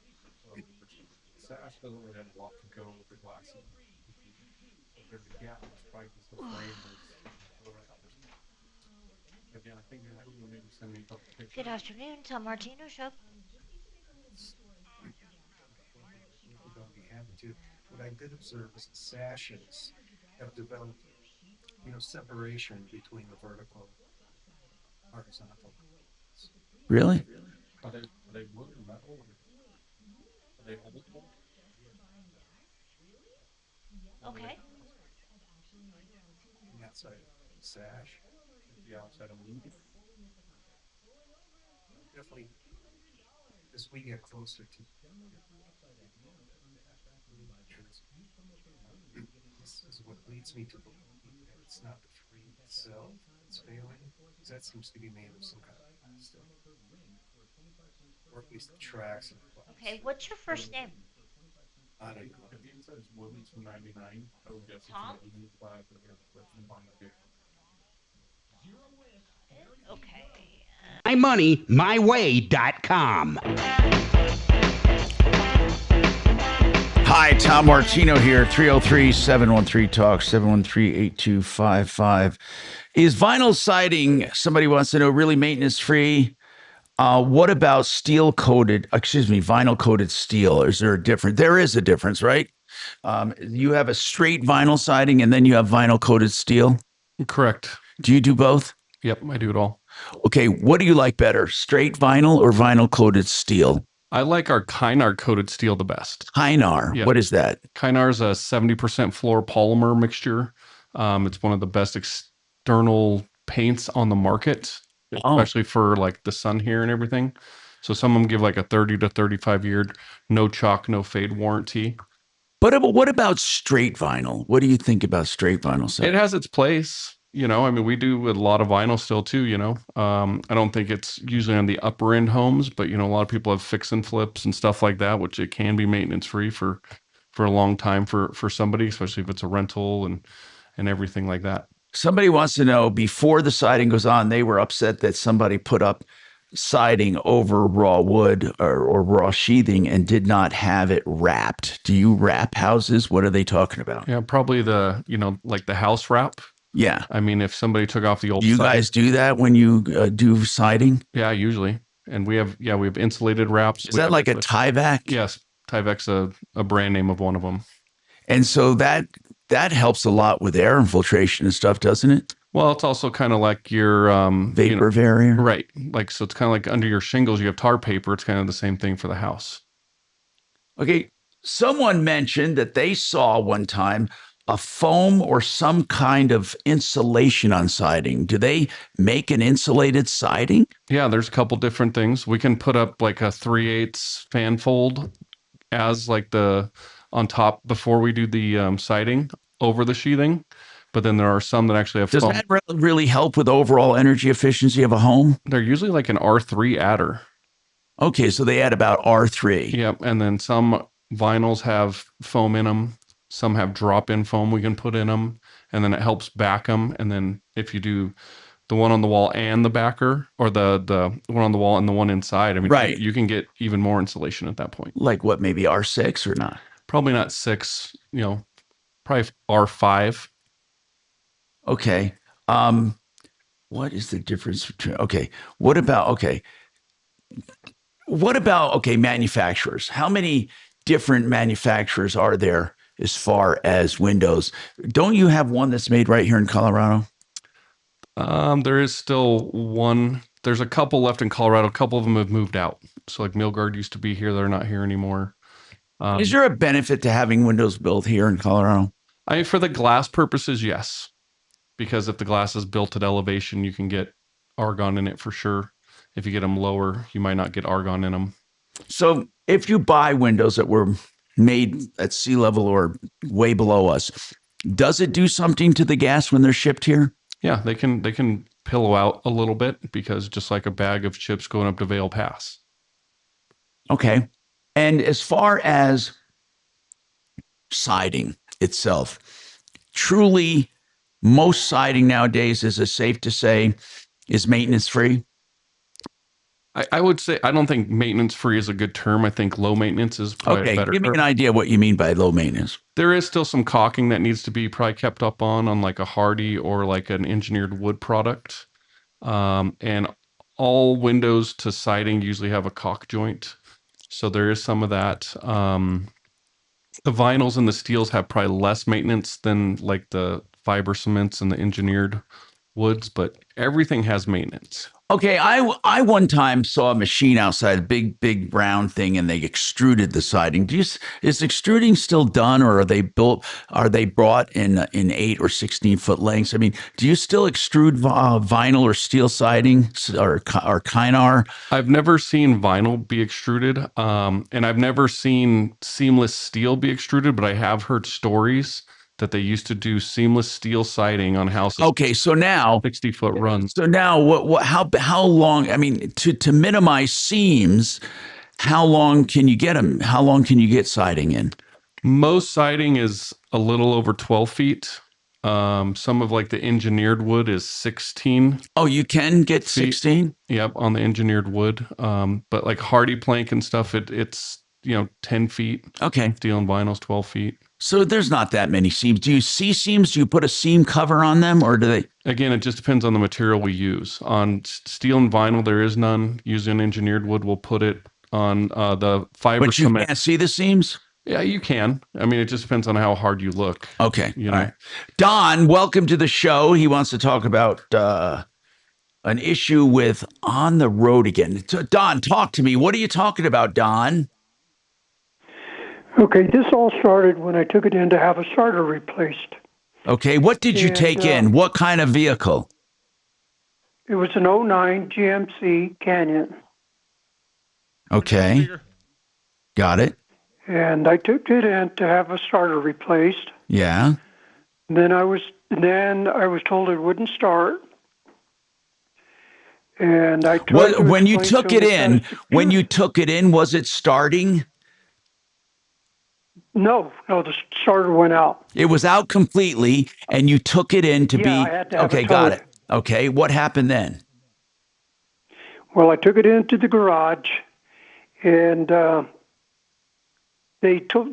I knew I needed a starter, so I went out and bought a starter. They installed it. And then they told me it wouldn't start. And at that time, I tried to explain to him it has a security system on it. Why did you buy your own starter? Why did you buy your own starter? Well, because they were going to charge me. First of all, I paid $900 and some for them to the labor. What? $900 just for the labor to install a starter? Yeah, and then I took the starter in myself because I wanted to make sure that I bought the starter.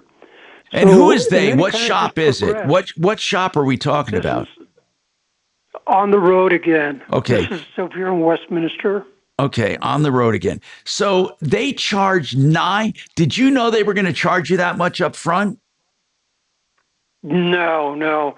I'm looking at the invoices here, and I take that back. It says the labor, it was $130 an hour. So let's see. No, they charged me $715 for that.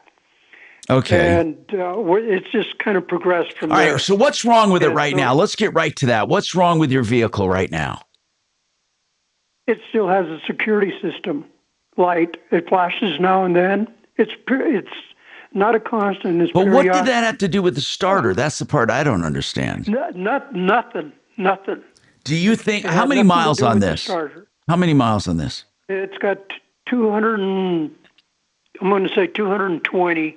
I don't think it's that much, but it's close. Bro, with 220,000 miles, I don't think you can blame them for breaking your security system. I mean, that is an old vehicle, man. I mean, did they?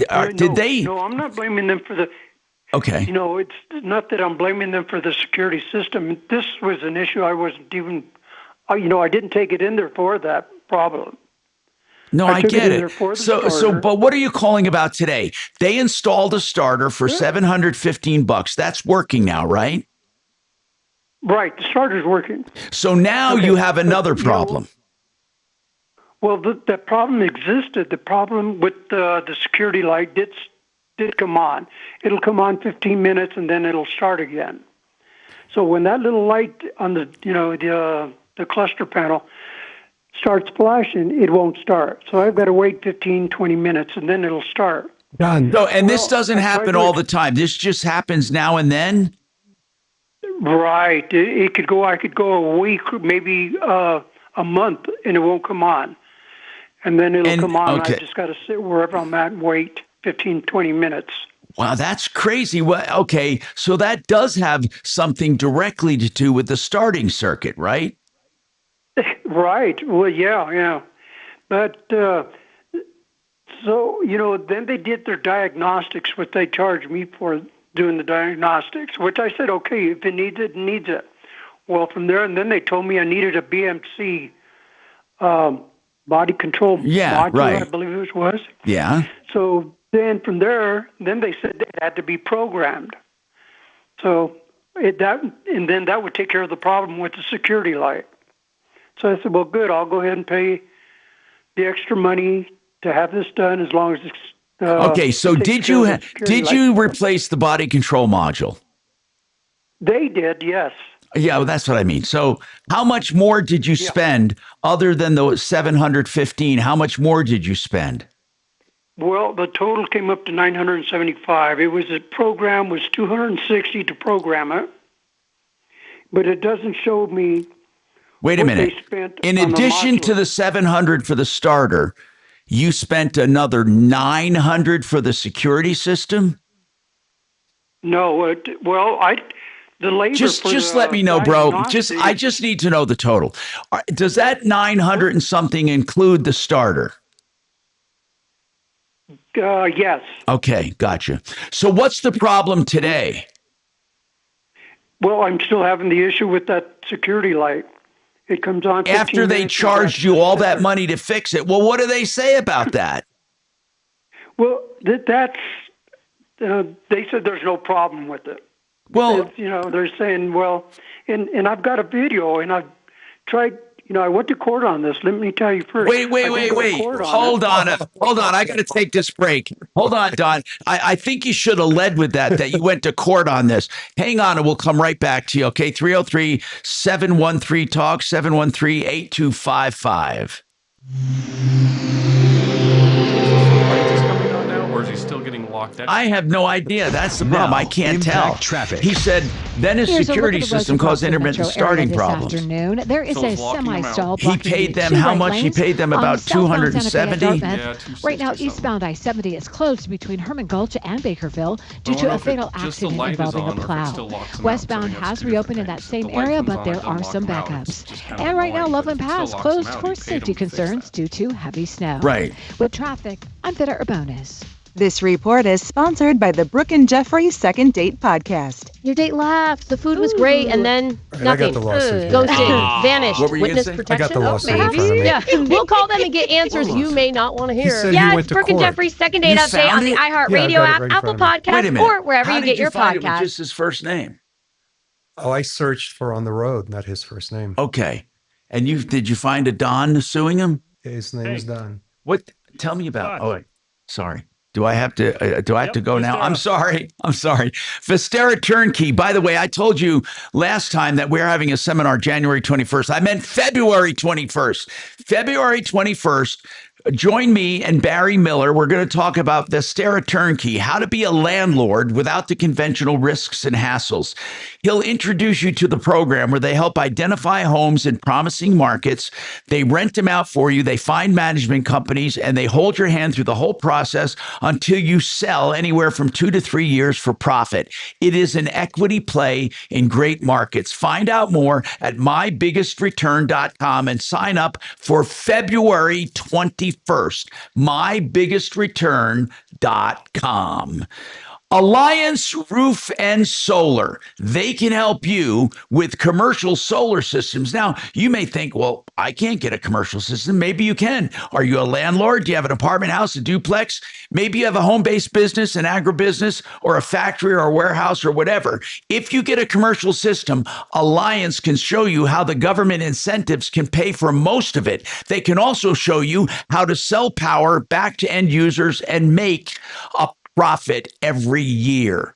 Call them 303-704-2449. There are still incentives for commercial solar. 303-704-2449.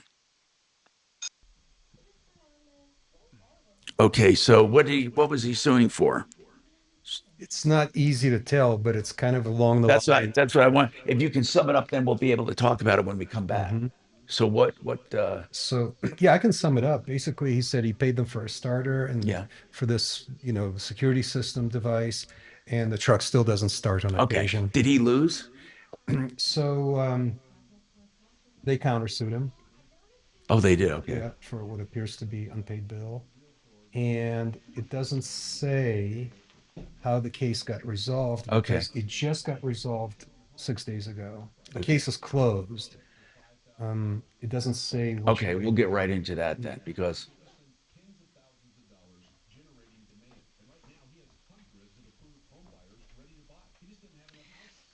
All right, Don, be patient with me. We're coming to you right after this break, okay? And make it quick. All right. And we'll make it quick. just in case, can I get your phone number in case they want to bring you back tomorrow? You got 2 minutes. I will.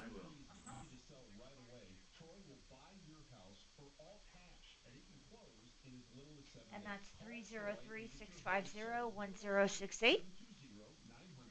Perfect. Okay, I'm going to place you back on hold, okay? They want to talk to you. Hold on.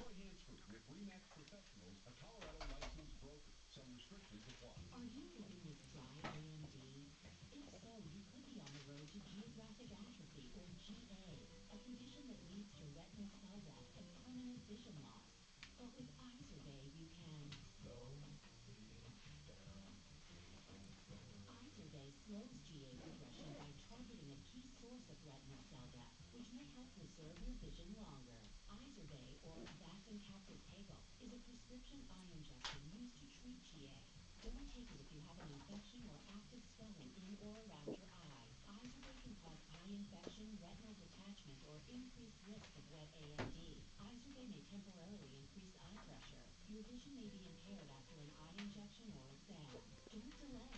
Ask your doctor about Izerday today.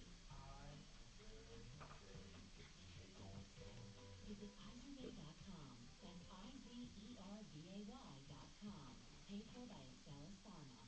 Imagine cutting out the middleman when getting a new home loan. Whether it's a traditional mortgage, a reverse mortgage, a HELOC, or a refinance, CMG Financial is the leader. They're the bank. They can beat almost any rate out there. I'm consumer advocate Marc Mager. If you're looking for a home loan, you need to call CMG Financial. They're going to save you a ton of money. Don't let the other guys fool you. Go to partnerinlending.com. Partnerinlending.com.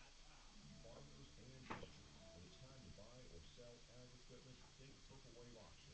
We're your go-to online marketplace for tractors, combines, sprayers, and more. With our no-reserve policy, every item sells to the highest bidder. Experience the Purple Wave difference. Nationwide reach with a local touch. Purple Wave Auction. Whether you're expanding your operation or streamlining your fleet, we've got you covered. Visit purplewave.com today. Fuel your farm with Purple Wave Auction. What does it take to lead with clarity and purpose? I'm Jessica Chen, and in season 2 of Leading by Example, we'll sit down with executives like Grace Chen of Birdie Gray to find out. Founders need to learn how to get out of their own way and make space for bringing in the experts. Listen to Leading by Example, Executives Making an Impact on America's #1 podcast network, iHeart. Follow Leading by Example and start listening on the free iHeartRadio. he then took the shop to court. And then we'll figure out what the hell happened if we can. We might have to get him back tomorrow for car day. That's a perfect one. 9 on 630 KHOW. All right. 303 Gravina, 303 Gravina, if you want to get in touch with them, or gravinas.com. gravinas.com. Don, listen, we found your lawsuit, or Deputy D found it on his database, and basically you sued them, they countersued you. Could you help us? We'll get you back on tomorrow if we need to. But what was the result of that court case? It was resolved 6 days ago. What did they do? Nothing. Well, there was a judgment. Well, how was it decided? I guess it was decided in his favor. Okay. Well, are you telling me that your security system is still screwing up after you paid them to fix it? Right, it still is, and I tried. Then I think what we need to do. Hold on, I know what we're going to do. Sheridan Auto Tech can fix this. They do electrical issues and they do security systems. So you need to get a second opinion. It's too late for you with these people. You already lost it. Yes. Now, you know what? I was just going over this. You know what I landed up paying was $1,733.24. What? 17? You just told me you paid $715 plus $270. Right. That's what doesn't make sense. I'm just going over some of this. Okay. All right, Don. Hold on. Don. I think Don's put him on hold. He's very confused. Very, very confused. We'll talk about it tomorrow on Card Day. I'm Tom Martino. Don't forget, you can call 24/7 303 Martino 303-627-8466.